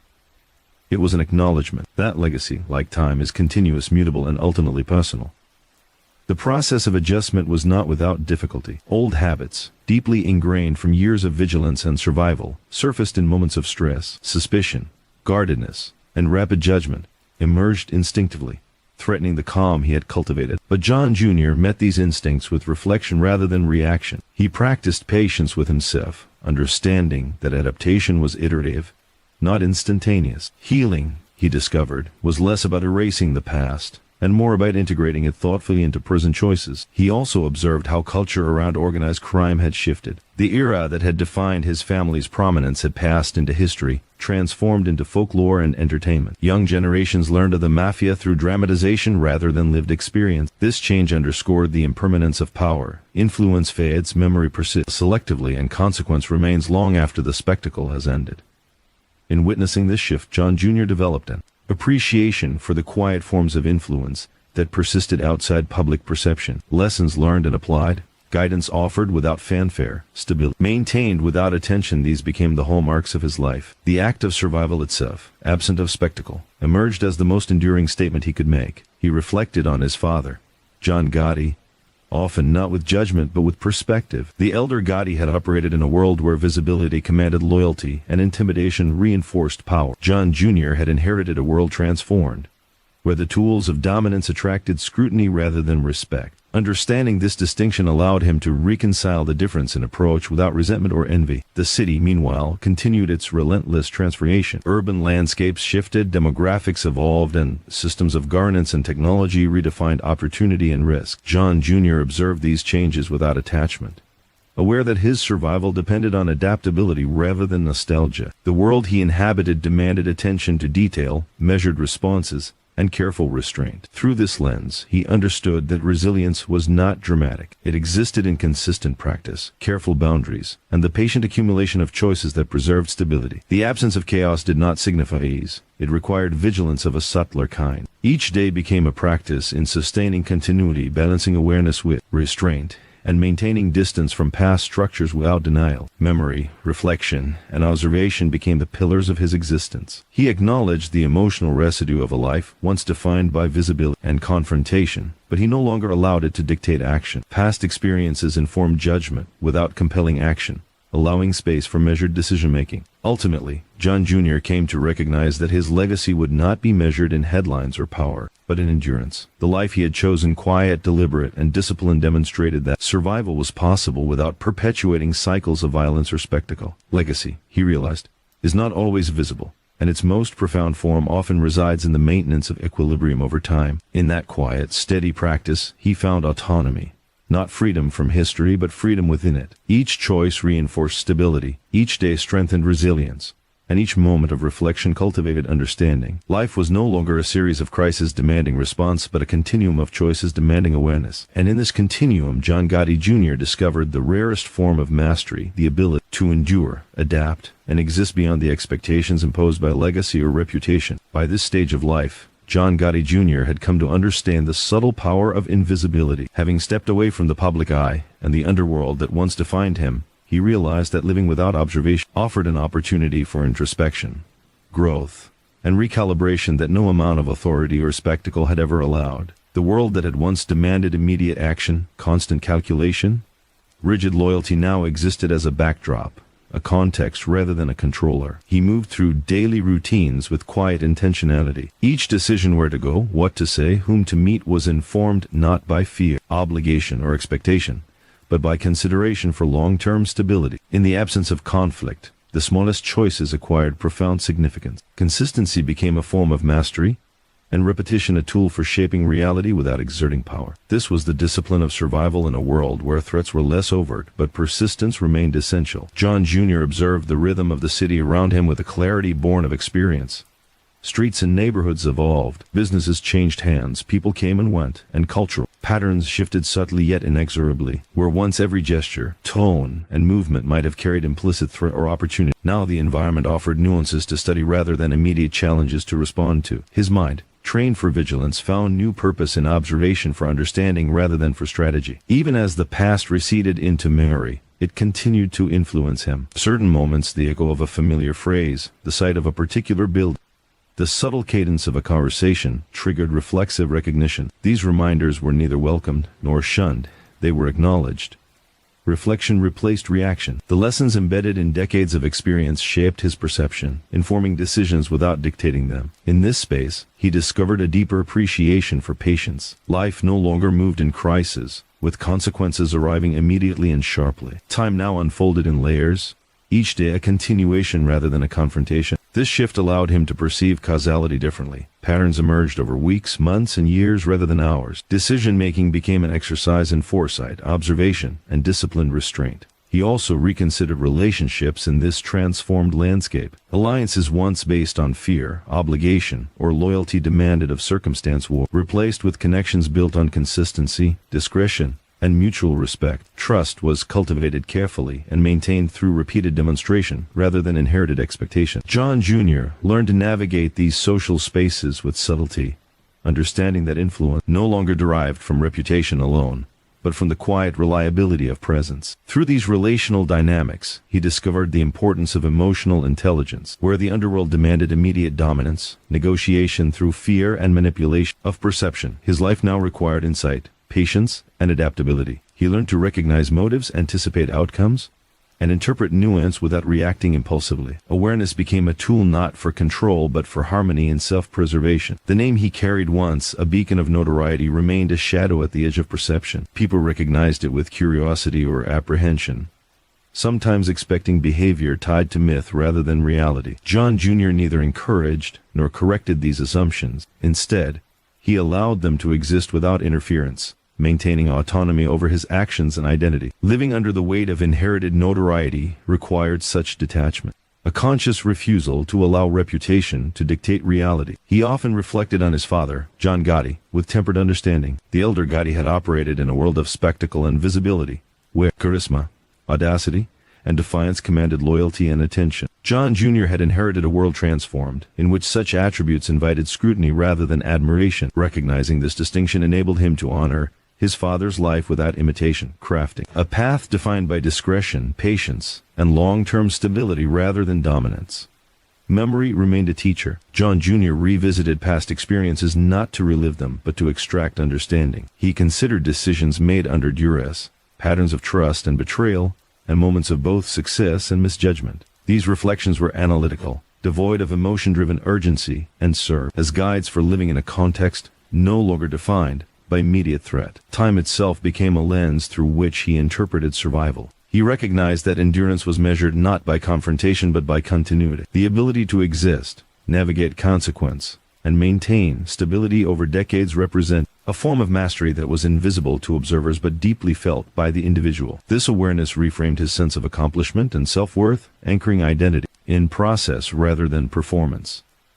John Jr. also observed the evolving social and economic landscape. The city had shifted from one where power was asserted through hierarchy and force to one dominated by decentralization, technology, and rapid mobility. Patterns of influence no longer adhered to the old rules. He understood that his previous strategies were incompatible with this new environment, and embracing this understanding was essential to maintaining freedom. The absence of external conflict allowed him to explore internal landscapes. He confronted residual fear, emotional guardedness, and ingrained suspicion with deliberate attention. These impulses, once critical for survival, were now examined and mitigated through reflection and mindfulness. He practiced patience with himself, accepting that adaptation was gradual and nonlinear. Legacy, in this matured perspective, assumed a different meaning. It was no longer tied to public recognition or fear, but to the ability to break cycles and preserve life. The quiet continuation of survival without perpetuating harm became its own form of enduring influence. By refusing to repeat destructive patterns, John Jr. cultivated a legacy that operated outside the public gaze, invisible yet profound. In this phase, he also cultivated an appreciation for the ordinary. Simple routines, consistent habits, and unremarkable days gained significance because they represented continuity. Freedom was expressed in the ability to live without expectation, to move through life unshaped by inherited urgency, and to engage with the world deliberately rather than reactively. In that normalcy, he discovered a depth of autonomy and peace that had been unattainable in earlier years. Ultimately, the transformation he experienced demonstrated that power and notoriety are transient, but discipline, adaptability, and resilience endure. The life he had chosen, quiet, intentional, and self-directed, represented mastery not of others, but of self. Survival became an art not of conquest, but of patient, reflective, and continuous practice. In this reflection, John Gotti Jr. realized the rarest form of control, the ability to exist beyond expectation, to navigate consequence without reaction, and to live fully in a reality he had shaped for himself. This form of mastery, invisible to the world, became the cornerstone of his legacy. It was not a legacy of spectacle or fear, but of endurance, adaptation, and quiet self-determination. By the time John Gotti Jr. had settled into a life removed from the glare of public attention and the constant pressures of the underworld, he began to comprehend the subtle dimensions of time itself. Time, he realized, was no longer a measure of urgency or survival, but a medium through which growth, reflection, and endurance could be cultivated. Every day, every hour, and every interaction had acquired layers of significance that were invisible yet profound. Life was no longer about responding to threat or asserting authority. It was about maintaining equilibrium, making deliberate choices, and preserving the fragile continuity of existence. He moved through the city with a practiced awareness, noticing details that would have once gone unnoticed. The rhythm of footsteps on pavement, the cadence of conversations in cafes, shifting patterns of light on buildings. Each element was a subtle reminder that the world was in constant flux, that power and influence were transient, and that survival depended on adaptability rather than domination. He observed without interference, allowing the environment to teach him lessons that no confrontation ever could. The shadows of the past remained present but had lost their urgency. Encounters with familiar names or locations sparked memories, but they no longer demanded immediate action. John Jr. had learned to respond with observation and reflection rather than instinctive reaction. The skills that had once protected him through chaos were now applied to understanding, assessment, and strategic patience. He recognized that knowledge and awareness could serve as tools of survival even when traditional forms of power were absent. Relationships became exercises in careful management and subtle navigation. The alliances forged in youth through loyalty, obligation, or fear had long since dissolved, leaving only those connections that could withstand the test of time and discretion. John Jr. valued these relationships not for their capacity to provide leverage, but for the stability they offered. Trust was extended cautiously, maintained through consistent behavior, and rewarded with mutual respect. The lessons of his upbringing, both its dangers and its teachings, remained useful, but they were now employed with intention rather than necessity. He often reflected on the nature of legacy and its evolving meaning.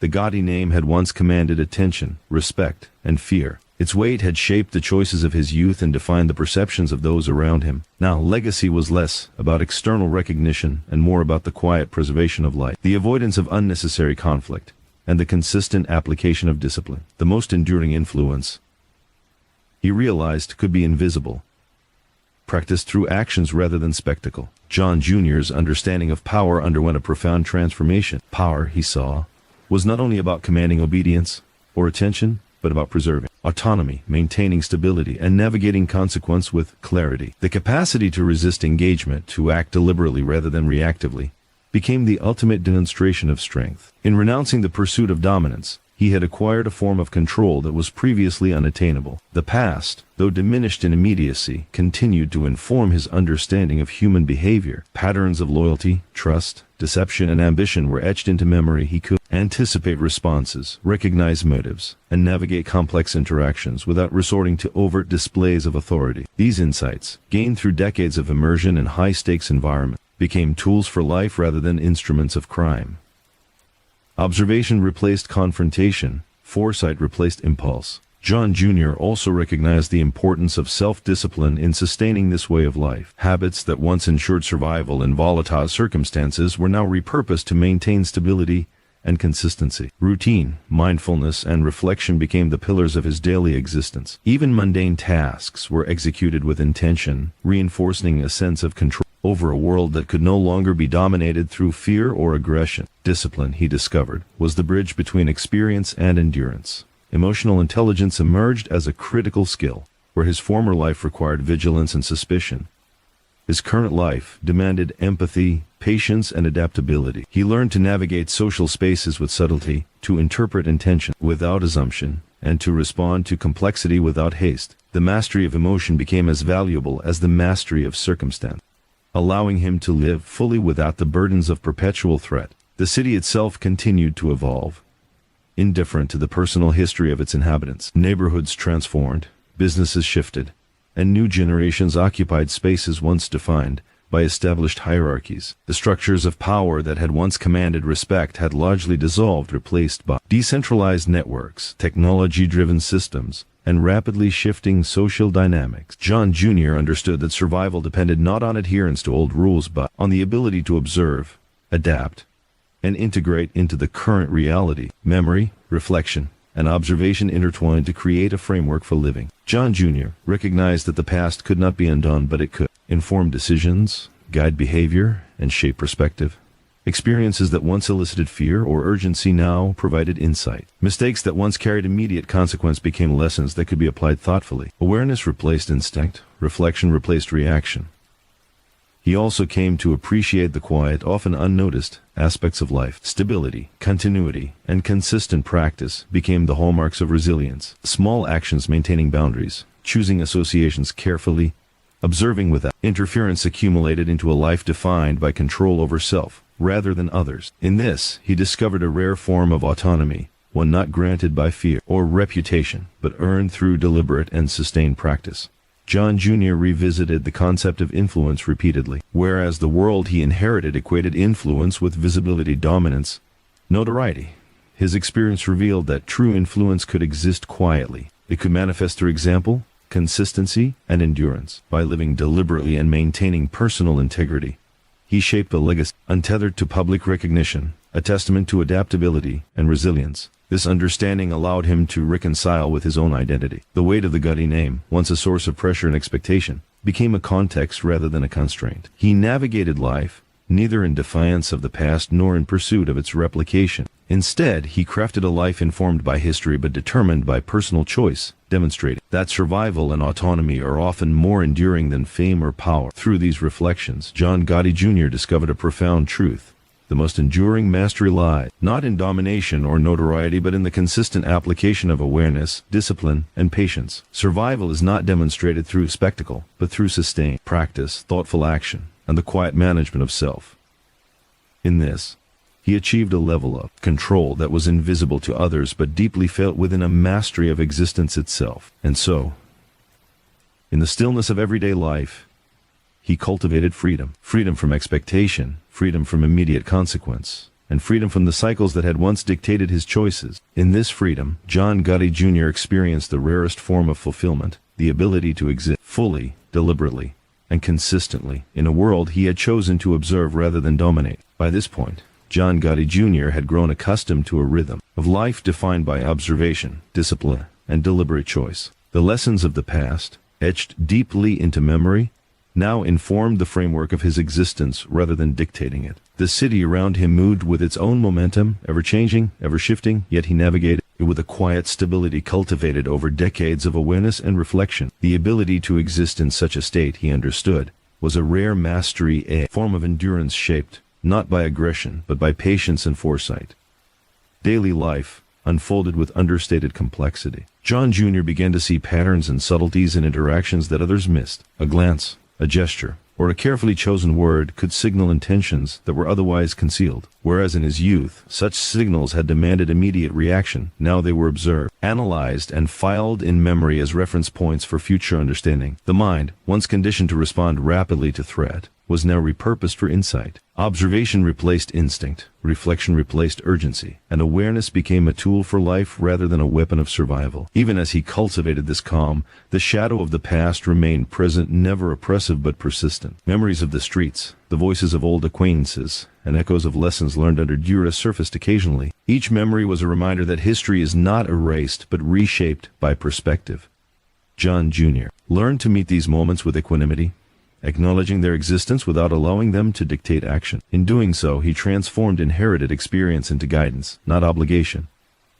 Relationships took on new dimensions. The alliances of youth constructed through fear, obligation, and necessity had largely dissipated, replaced by connections based on mutual respect, discretion, and reliability. Trust became an earned commodity, maintained through consistency rather than proximity or reputation. John Jr. navigated these connections with patience, recognizing that meaningful engagement required both awareness and restraint. Influence, he realized, did not need to be visible to exist. Its strength was measured by its subtlety and durability. Emotional intelligence became an essential skill. In the absence of immediate threats, the ability to interpret nuance, anticipate behavior, and respond thoughtfully replaced the necessity for aggression or dominance. John Jr. cultivated empathy not as a strategy but as a natural extension of understanding, recognizing that human behavior is layered with motives, fears, and ambitions that often remain unseen. Awareness of these layers allowed him to interact safely, effectively, and without unnecessary friction. The Gotti name, once synonymous with power and fear, now existed as a cultural reference, detached from the immediacy of threat. Public fascination persisted in media and popular culture, yet it no longer imposed obligation or dictated behavior. John Jr. neither sought nor resisted this attention, he simply allowed it to exist independently, choosing instead to focus on the tangible realities of his own life. Freedom, he understood, was found in the capacity to move through the world without performing for the expectations of others. Reflection on his father, John Gotti, revealed nuances he had never appreciated fully in youth. The elder Gotti had navigated a world in which charisma, audacity, and visibility generated influence. John Jr. inherited a world transformed, where such traits invited scrutiny and risk. By recognizing this difference, he learned to honor the past without imitation, developing a strategy for a living that emphasized stability, discretion, and long-term endurance rather than spectacle. Memory served not merely as a repository of experience but as a guide for thoughtful decision-making. Mistakes, misjudgments, and successes were all reframed as data points, providing context for choices rather than dictating behavior. John Jr. learned to weigh information carefully, integrating lessons into a coherent strategy for living that emphasized foresight, reflection, and emotional regulation. He also observed the evolving social and urban landscape with careful attention. Neighborhoods changed, demographics shifted, and new economic systems emerged, reflecting a city in constant flux. The structures of organized power that had once influenced his life were largely obsolete, replaced by networks of technology, mobility, and transient authority. John Jr. understood that survival depended on adaptation, observation, and integration, rather than adherence to outdated codes or reliance on inherited reputation. Daily practice became central to maintaining this equilibrium. Routine, mindfulness, and intentionality reinforced stability, while reflection on past experience provided clarity and guidance. Every choice, no matter how small, contributed to the cumulative effect of continuity. Habits carefully chosen and consistently applied became the foundation of resilience. The discipline, once used for survival in immediate danger, was now repurposed to sustain long-term autonomy. He developed a nuanced understanding of influence, realizing that the most enduring impact is often invisible. By living deliberately, maintaining integrity, and avoiding unnecessary conflict, John Jr. shaped outcomes indirectly. His presence, choices, and behavior provided guidance and stability without reliance on coercion or visibility. This quiet influence, subtle yet profound, became the hallmark of his evolving legacy. Emotional discipline was intertwined with practical awareness. Residual instincts of suspicion and guardedness occasionally emerged, remnants of a life shaped by constant vigilance. John Jr. met these impulses with reflection, integrating them into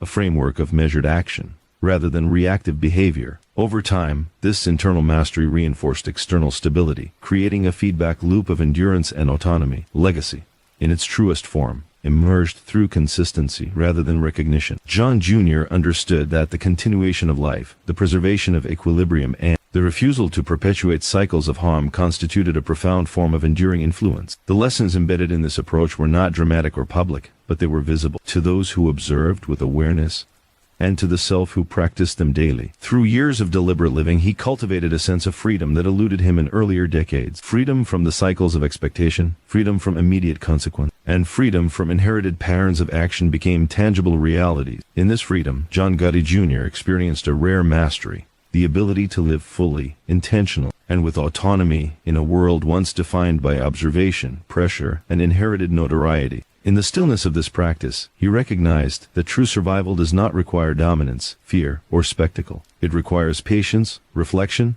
and careful application of knowledge. The mastery of self, cultivated quietly over decades, proved more enduring than the temporary command of others. And in this mastery, he discovered an understanding of life that no degree of fame or power could provide, that the most profound control is the control of one's own existence. With the passage of time, John Gotti Jr. grew increasingly attuned to the quiet rhythms that defined a life unmarked by spectacle or constant crisis. The frenetic urgency of his youth, driven by the demands of reputation, threat, and inherited expectation, had gradually given way to a steady attentiveness, a deliberate observation of cause and effect that allowed him to navigate life with precision. In this environment, survival was no longer dictated by intimidation or performance, but by consistency, awareness, and the careful management of consequence. He moved through his daily routine with a consciousness that had been honed over decades. Each decision, no matter how small, was made with awareness of its long-term implications. Whether choosing a place to walk, a conversation to engage in, or a personal boundary to maintain, John Jr. approached life with intentionality. The skills that had once been used to anticipate threats were now employed to maintain balance, cultivate stability, and protect autonomy. Awareness replaced reaction, and foresight replaced instinct. The city around him continued its relentless transformation. Streets once familiar were now altered by development, gentrification, and shifting social dynamics. Businesses rose and fell, neighborhoods changed, demographics and cultural norms evolved. Whereas the world of his youth had been rigidly hierarchical and power-driven, the contemporary environment required adaptability, subtle observation, and the careful navigation of nuance. John Jr. recognized that survival in this new landscape demanded different skills than those that had once defined dominance. The legacy of the Gotti name remained, though it had transformed. No longer a source of immediate fear or influence, it existed as a cultural reference and historical narrative. Public perception was now shaped by media, entertainment, and folklore, not by direct experience. John Jr. neither embraced nor resisted this attention. He allowed it to exist without interference. Freedom, he had learned, lay in detachment, the ability to move through life without being compelled to perform for external expectations. Relationships took on a deliberate character. Alliances forged in the context of fear and obligation had dissolved, leaving connections built on reliability, discretion, and mutual respect. Trust was earned through consistent behavior and maintained with thoughtful attention. John Jr. observed carefully, engaged selectively, and cultivated connections that reinforced stability rather than risk. These relationships reflected a fundamental shift. Influence no longer derived from reputation or intimidation, but from quiet reliability and long-term presence. Emotional intelligence became central to his continued survival. Where his earlier life had required vigilance, suspicion, and the rapid interpretation of threat, his current existence demanded patience, empathy, and discernment. He learned to navigate social dynamics without reacting impulsively, to interpret motives without assumption, and to respond to complexity with measured clarity. These skills, cultivated over decades of high-stakes engagement, were now applied to everyday life, enhancing both stability and insight. John Jr. often reflected on the lessons of his father, John Gotti, with a perspective shaped by distance and experience. The elder Gotti's era had been one of visibility, charisma, and audacity, where influence could be commanded through performance and risk-taking. John Jr. inherited a world transformed, where such strategies invited scrutiny and danger. Recognizing this distinction allowed him to honor the past without imitation, forging a life defined by discretion, self-regulation, and long-term continuity rather than spectacle. Memory became both teacher and guide. Experiences of success, misjudgment, and consequence were revisited not to relive emotion but to extract insight. The patterns of human behavior, once encountered under duress, were now interpreted with analytical precision. Mistakes became lessons, observations became frameworks for action, and reflection became a tool for sustaining equilibrium. In this way, the past informed the present without dictating it. He also observed the broader social and economic shifts with measured attention. The structures that had once enabled organized influence, hierarchies, networks, and personal authority had largely dissolved, replaced by decentralization, technology, and rapid social mobility. John Jr. understood that adaptation, observation, and deliberate integration were essential to maintaining freedom and stability in this environment. Survival no longer required the imposition of power, it required awareness and restraint. Habits, once developed for immediate survival, were now repurposed to sustain continuity. Daily routines reinforced mental discipline and emotional regulation. Mindfulness, careful attention to interaction, and consistent practice create a framework in which small choices accumulated into long-term stability. Autonomy was maintained not through confrontation, but through conscious, deliberate engagement with the realities of life. John Jr. developed a nuanced understanding of influence. Unlike the visible performative power that had defined the Mafia, influence now existed in subtle, almost imperceptible forms. Quiet reliability, thoughtful observation, and consistent behavior shaped outcomes without assertion or intimidation. His presence, choices, and approach to life became a form of guidance, not through overt authority but through example, demonstrating that resilience and autonomy can be more powerful than notoriety. Emotional mastery became increasingly important. Old instincts, guardedness, suspicion, reflexive caution emerged occasionally, remnants of a life shaped by constant vigilance. John Jr. met these impulses with reflection, integrating them into a disciplined framework that emphasized measured response rather than reaction. Over time, this practice reinforced stability and self-regulation, create a life sustained by deliberate attention rather than external pressure. Legacy, in its evolved form, centered on endurance and conscious living. John Jr. understood that preserving life, maintaining equilibrium and refusing to perpetuate cycles of harm constituted the truest form of influence. These acts, though quiet and often invisible, reflected a profound mastery over circumstance and self. By reframing legacy in terms of continuity rather than fame, he demonstrated that survival and impact are not necessarily public or dramatic, but deeply consequential. Through these years, he cultivated an understanding of freedom that transcended physical or social constraints. Freedom was no longer about escaping danger or asserting dominance. It was the ability to exist deliberately,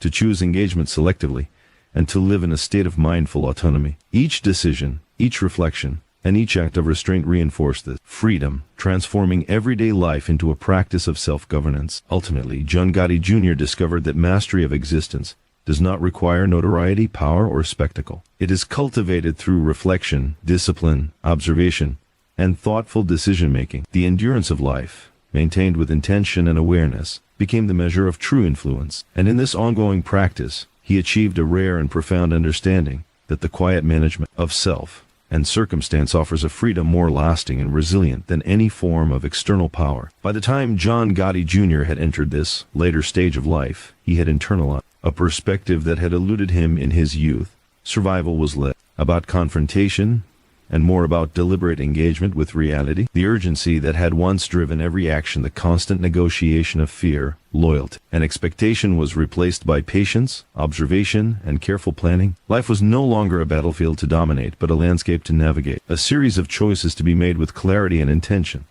Each day unfolded with a quiet rhythm. John Jr. moved through familiar streets and neighborhoods with measured awareness, noting changes both large and small. Buildings were rebuilt, businesses emerged and disappeared, and social dynamics shifted subtly. Whereas the past had demanded immediate attention to every signal, he now approached the environment as an observer, capable of discerning patterns without reaction. Awareness had become a tool for sustaining life, and observation a form of security. Even as he cultivated this calm, the shadow of history remained. The Gotti name continued to carry weight, though it now filtered through culture, media, and folklore rather than immediate consequence. Some treated it with curiosity, others with reverence, and still others with casual disregard. John Jr. neither sought nor resisted these perceptions.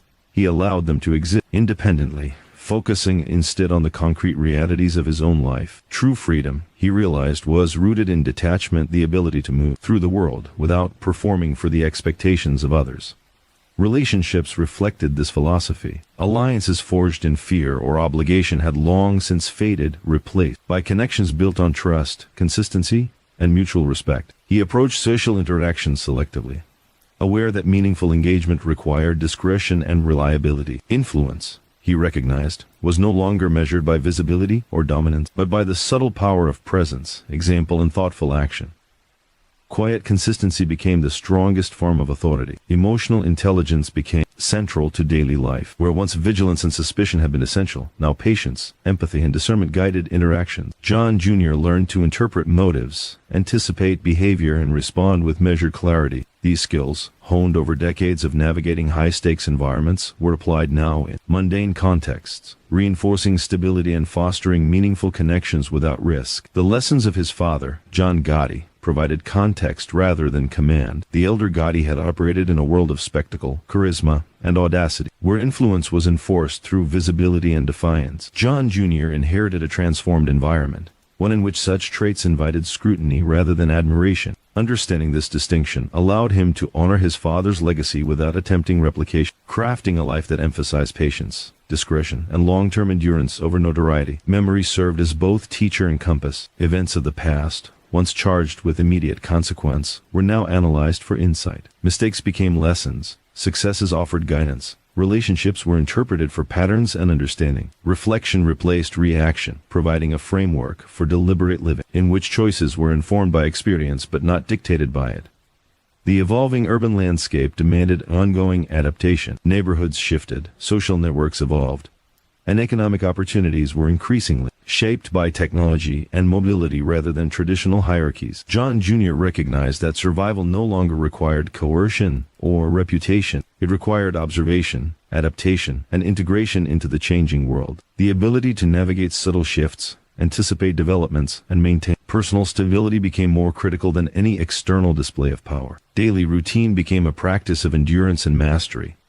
Habits that had once ensured survival in dangerous contexts were repurposed to sustain continuity and self-regulation. Mindfulness, attention to detail, and consistency reinforced stability, transforming everyday choices into acts of deliberate preservation. Autonomy, he understood, was maintained through discipline rather than defiance, reflection rather than reaction. He developed a refined understanding of influence, recognizing that the most enduring effects are often invisible. By living deliberately, maintaining integrity, and avoiding unnecessary conflict, John Jr. shaped outcomes subtly yet powerfully. The quiet consistency of presence and action demonstrated resilience, teaching that influence does not require spectacle, it requires stability, insight, and careful application.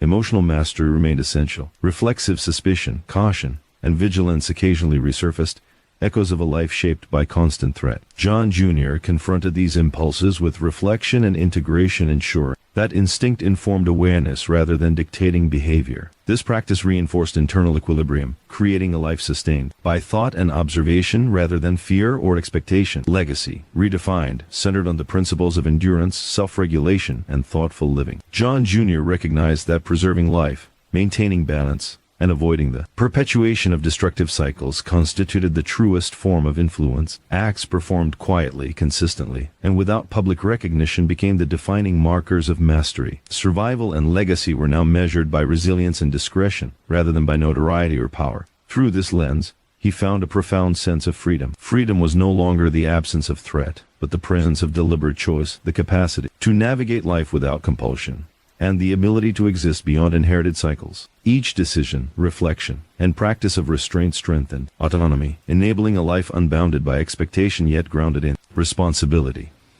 John Jr. also reflected on the importance of observation in preserving stability. He noticed subtle shifts in human behavior, social interaction, and urban patterns, using them to anticipate change and maintain equilibrium. The ability to perceive without immediate reaction became a form of intelligence that sustained autonomy and reduced risk. In this practice, he transformed vigilance into wisdom. The life he cultivated was a testament to the evolution from spectacle to subtlety. The mastery of existence, he realized, was not achieved through dominance but through thoughtful attention, disciplined action, and the careful management of self. Each day represented a choice, to act with awareness, to maintain balance, and to sustain continuity. These choices accumulated over time, forming a life defined not by notoriety, but by deliberate resilience. Ultimately, John Gotti Jr. discovered that true survival and influence do not require power, fame, or fear. They demand patience, reflection, and consistency. Endurance becomes the measure of mastery, and the quiet cultivation of self emerges as the most profound legacy. In this practice,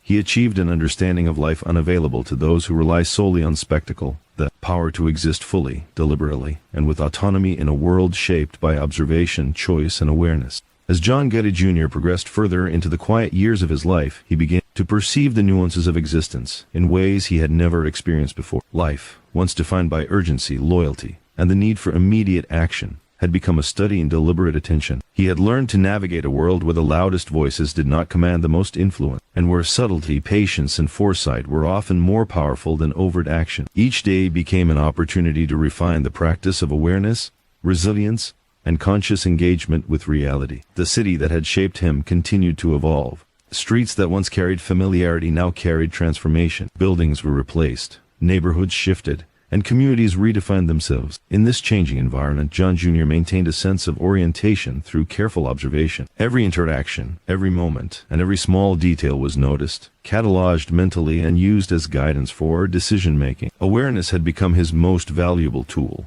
and reflection had replaced instinct as the primary mode of interaction. While he had distanced himself from the pressures and expectations of the underworld, the past continued to influence his perceptions and choices. Memories of his youth of alliances, conflicts, and hard-earned lessons surfaced periodically, providing context and perspective. Unlike before, these recollections were approached analytically rather than reactively. Each memory was a reference point, offering insight into human behavior, social dynamics, and the consequences of action. Reflection, more than impulse, dictated the terms of his existence.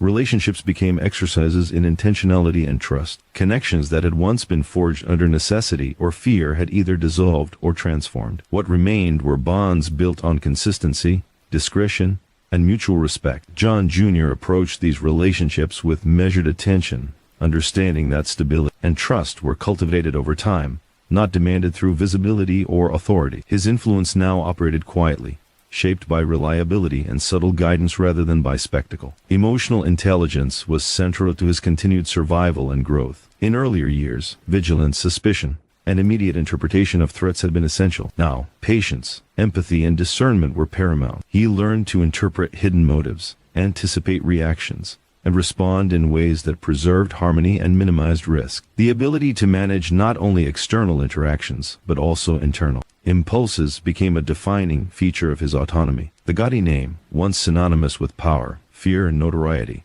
now existed largely in the cultural imagination. Its influence was filtered through media, folklore, and popular understanding, detached from the immediacy that had once defined his family's presence. John Jr. neither sought nor resisted the attention he allowed it to exist independently, focusing instead on his own deliberate choices. In this way, he cultivated freedom, the freedom to live unbound by the expectations attached to a name or reputation. Reflection on his father, John Gotti, remained a critical component of understanding his own trajectory. The elder Gotti's era had been characterized by charisma, audacity, and visibility, attributes that commanded loyalty and fear. John Jr. had inherited a transformed world in which such traits could invite scrutiny, risk, or misunderstanding. Recognizing this distinction allowed him to honor his father's legacy without replicating it, focusing instead on strategies of patience, reflection, and disciplined living. Memory and experience served as tools for strategic reflection. Past mistakes, successes, and interactions were revisited not to relive emotion but to extract patterns and understanding. Observing cause and effect allowed John Jr. to anticipate outcomes, navigate relationships, and preserve his own autonomy. The skills developed in high-stakes environments were now applied to the subtleties of everyday life, transforming vigilance into wisdom and survival into sustained equilibrium. The social and economic landscape of the city further emphasized the need for adaptability. Traditional hierarchies and structures of power had largely dissolved, replaced by networks influenced by mobility, technology, and social connectivity. In this context, survival and influence relied on subtle awareness, careful observation, and strategic engagement. John Jr. understood that imposing authority was less effective than maintaining discretion and cultivating quiet reliability. Daily routines and habits became central to maintaining stability. Practices once necessary for survival, attention to environment, mental preparedness, and careful relationship management were now employed to sustain consistency and resilience. Mindfulness, repetition, and deliberate choices reinforced autonomy, creating a life defined by conscious practice rather than external constraint. Each day became a reinforcement of the principles that allowed him to navigate life successfully. John Jr. developed a profound understanding of the nature of influence. Unlike the overt power of his father's generation, true influence in his life was quiet, subtle, and persistent.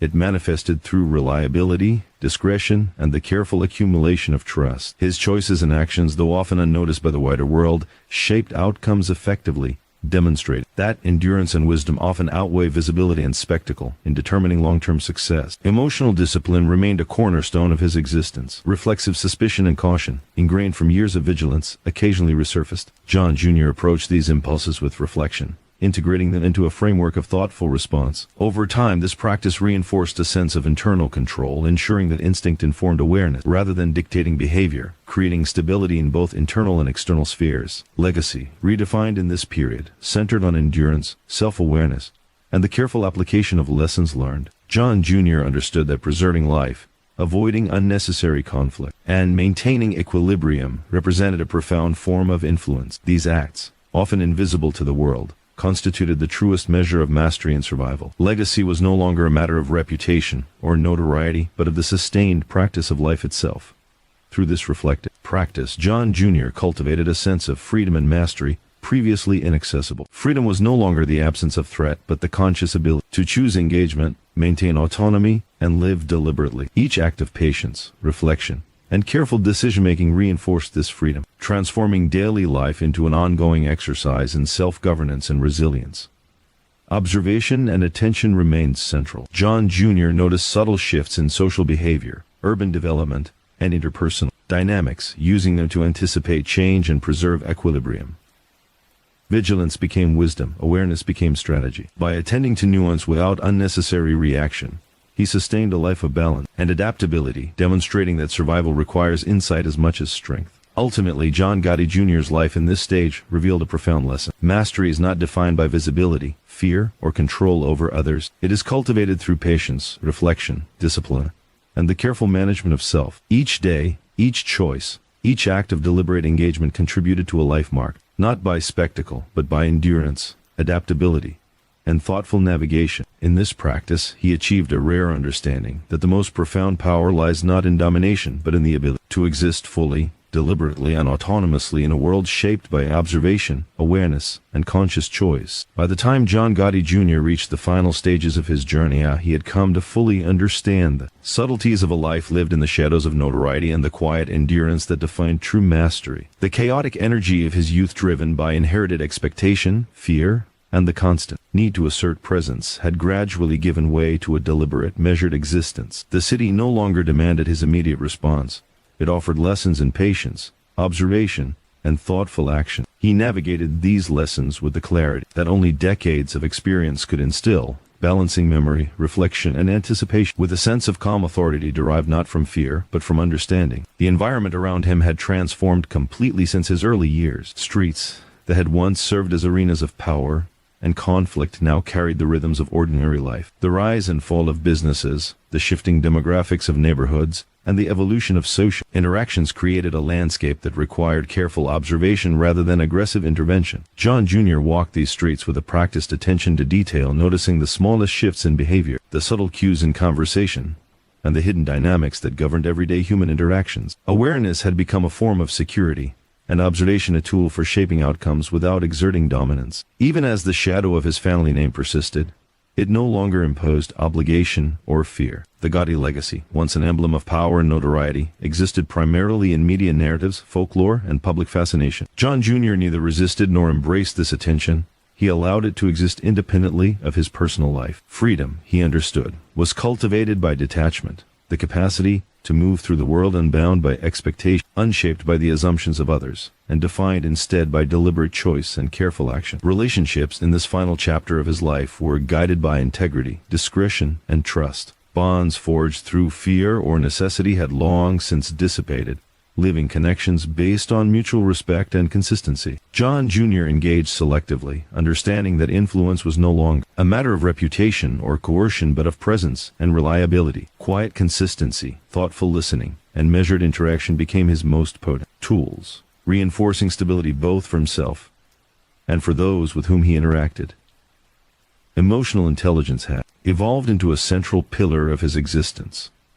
Where previous decades had demanded rapid assessment of threat and instinctive defense, he now relied on patience, empathy, and discernment. He interpreted motives carefully, responded deliberately, and maintained a calm composure in situations that would have once provoked tension or confrontation. This mastery of emotion, built over decades of navigating volatile circumstances, allowed him to sustain a life defined by autonomy and resilience. John Jr.'s reflections on his father, John Gotti, continued to shape his understanding of leadership and legacy. The elder Gotti had wielded influence through audacity, visibility, and charisma. John Jr. inherited a world where such strategies carried greater risk than reward, and he learned to honor his father's achievements without replicating them. The lessons derived from observation, consequence, and disciplined judgment became his guiding principle, enabling him to navigate life effectively without relying on inherited methods of power. Memory played a crucial role in guiding his choices.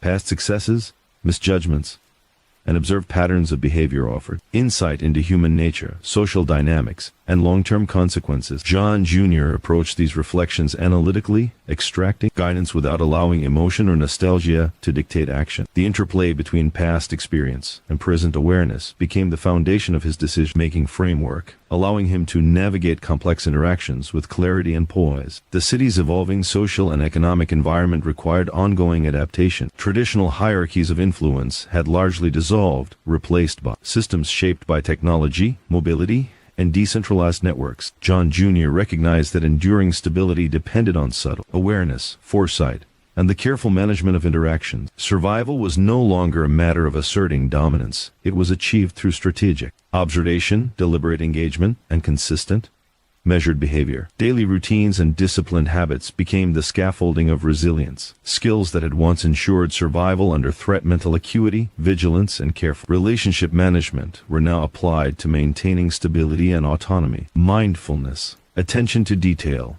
and consistency reinforced both personal equilibrium and social effectiveness. Each deliberate choice, no matter how minor, contributed cumulatively to the broader pattern of life, forming a resilient structure that allowed John Jr. to move through the world with agency and confidence. He developed a nuanced understanding of influence, recognizing that it often operates most effectively in subtle, almost imperceptible ways. Reliability, discretion, and the accumulation of trust became far more powerful than any public display of authority. By navigating life quietly but deliberately, John Jr. shaped outcomes without relying on coercion or intimidation. The invisible architecture of his interactions carried profound weight, demonstrating that true influence can exist independent of visibility or recognition.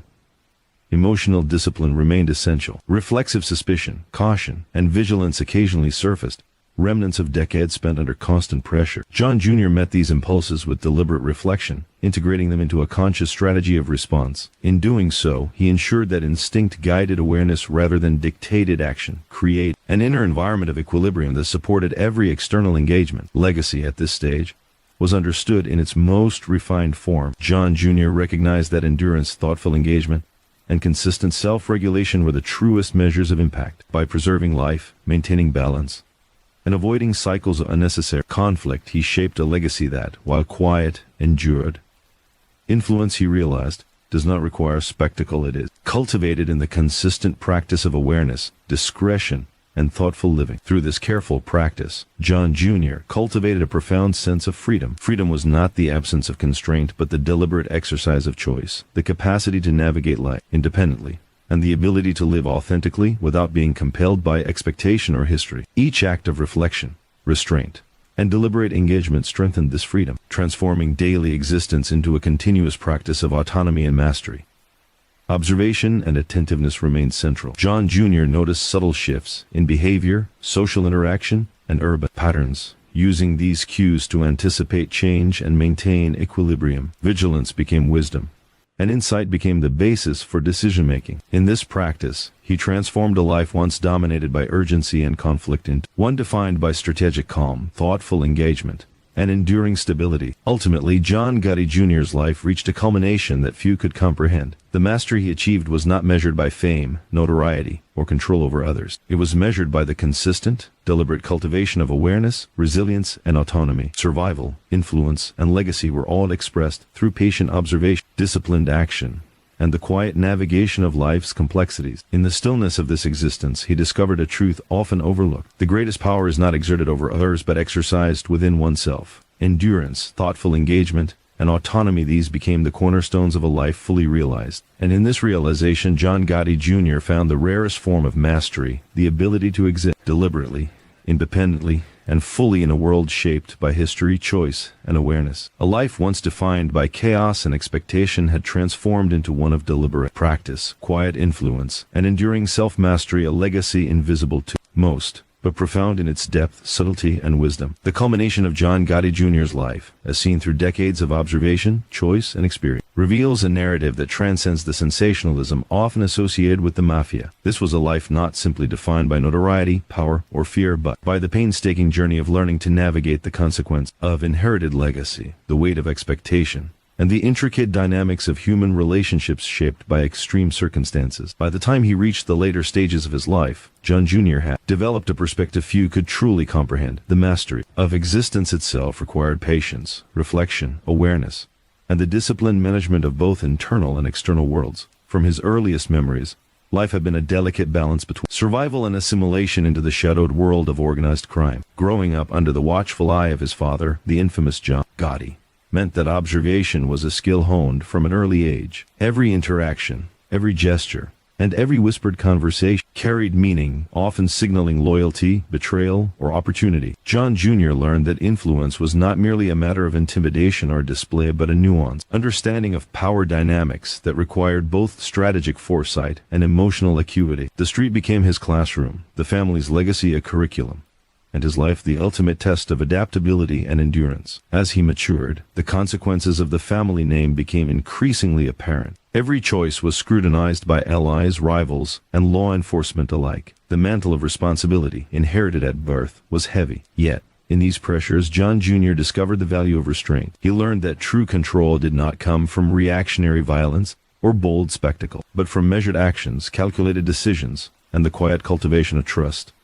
Influence, he realized, could be exercised without spectacle, often most effectively through observation, discretion, and the consistent application of principles. The transformation of John Jr.'s life from impulsive participation to reflective strategy is a critical dimension of his story. Early years characterized by reactive decision-making and immersion in the immediate demands of mafia life gradually gave way to a more contemplative approach. He began to recognize that survival was not contingent on dominating every scenario but on choosing battles wisely, understanding human behavior, and leveraging knowledge over brute force. Each lesson, gained through experience, observation, and occasional misstep, contributed to a broader understanding of life, power, and consequence. In this evolution, the raw energy of youth was tempered by the wisdom of foresight. Relationships remained a central focus throughout his journey. Bonds forged in youth often came with obligations, loyalties, and hidden agendas. John Jr. learned to discern the subtle currents within these relationships, identifying allies, managing tension, and distancing himself from those who could compromise his stability. In this context, trust became a currency of immense value.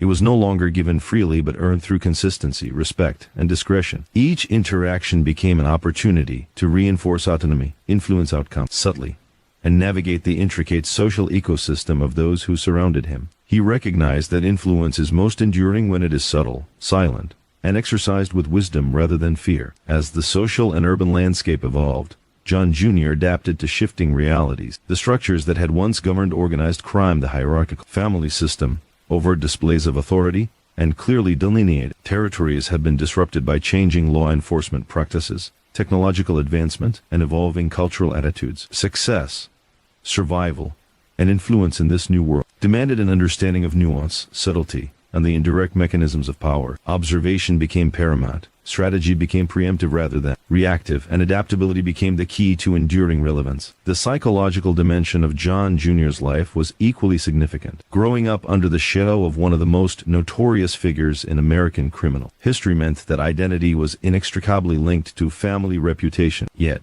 over time, he learned to negotiate this legacy, not as a performance to uphold but as a context from which to operate. Emotional intelligence, mindfulness, and reflective thinking became his tools. Where once impulsivity had guided his actions, now foresight and discernment ruled. This internal mastery allowed him to navigate volatile social environments, preserve his own autonomy, and exert influence without exposure to unnecessary risk. Throughout his life, John Jr. consistently engaged with the tension between public perception and private reality. The Gotti name carried with it a complex blend of admiration, fear, and intrigue. Popular culture, media coverage, and public fascination ensured that his actions were continuously scrutinized. Yet, he learned that true influence and mastery are not derived from public validation but from the ability to exist deliberately, maintain discretion, and execute thoughtful actions in alignment with principles rather than expectations. He internalized the understanding that reputation is transient, but the disciplined management of one's own decisions and behavior yields enduring consequence. The concept of legacy, central to his personal evolution, also shifted profoundly over time. Initially, legacy appeared to be defined externally, measured by public recognition, influence, and visibility within the family network. However, John Jr. came to realize that true legacy is constructed internally through resilience, discipline, and the consistent practice of informed action. Learned that leaving a lasting mark is less about public display and more about shaping the world quietly, responsibly, and strategically, influencing outcomes through example, foresight, and consistent engagement. As he reflected on the past, John Jr. synthesized the lessons learned across decades into a coherent framework for life. He recognized that the cycles of danger, loyalty, betrayal, and survival that had defined his youth were instructive but not definitive. Life could be navigated successfully through the measured application of experience, careful management of relationships, and a deep awareness of cause and effect. He also realized that adaptability, not aggression, was the hallmark of endurance. Those who survive the longest are not necessarily those who dominate immediately, but those who observe, reflect, and act with precision when the timing is optimal. This closing chapter of his life was marked by a profound understanding of freedom. Freedom, John Jr. understood, was not merely the absence of threat or consequence, but the ability to act deliberately, maintain autonomy, and cultivate stability within a complex, unpredictable environment. Each choice reinforced this freedom. Every act of reflection strengthened resilience,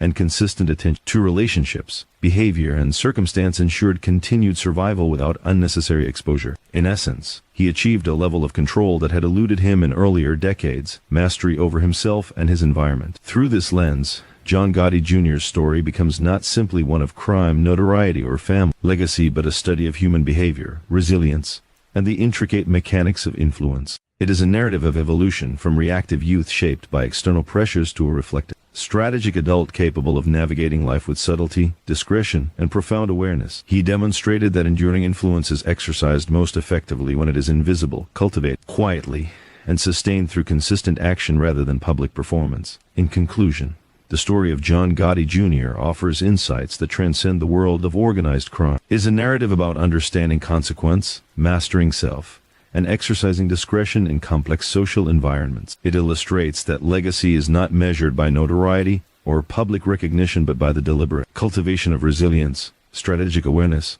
and consistent engagement with reality. It teaches that true survival is achieved not through aggression but through observation, thoughtful decision-making, and the patient management of both internal and external forces. This closing narrative underscores the journey of a man who, though born into notoriety and expectation, transformed inherited chaos into deliberate mastery. John Gotti Jr.'s life stands as a testament to the power of reflection, the value of patience, and the enduring strength of autonomy cultivated through awareness and deliberate action. By the end of this story, the viewer understands that the most profound power is not exerted over others but exercised within oneself, and the most enduring legacy is built quietly, thoughtfully, and consistently over a lifetime.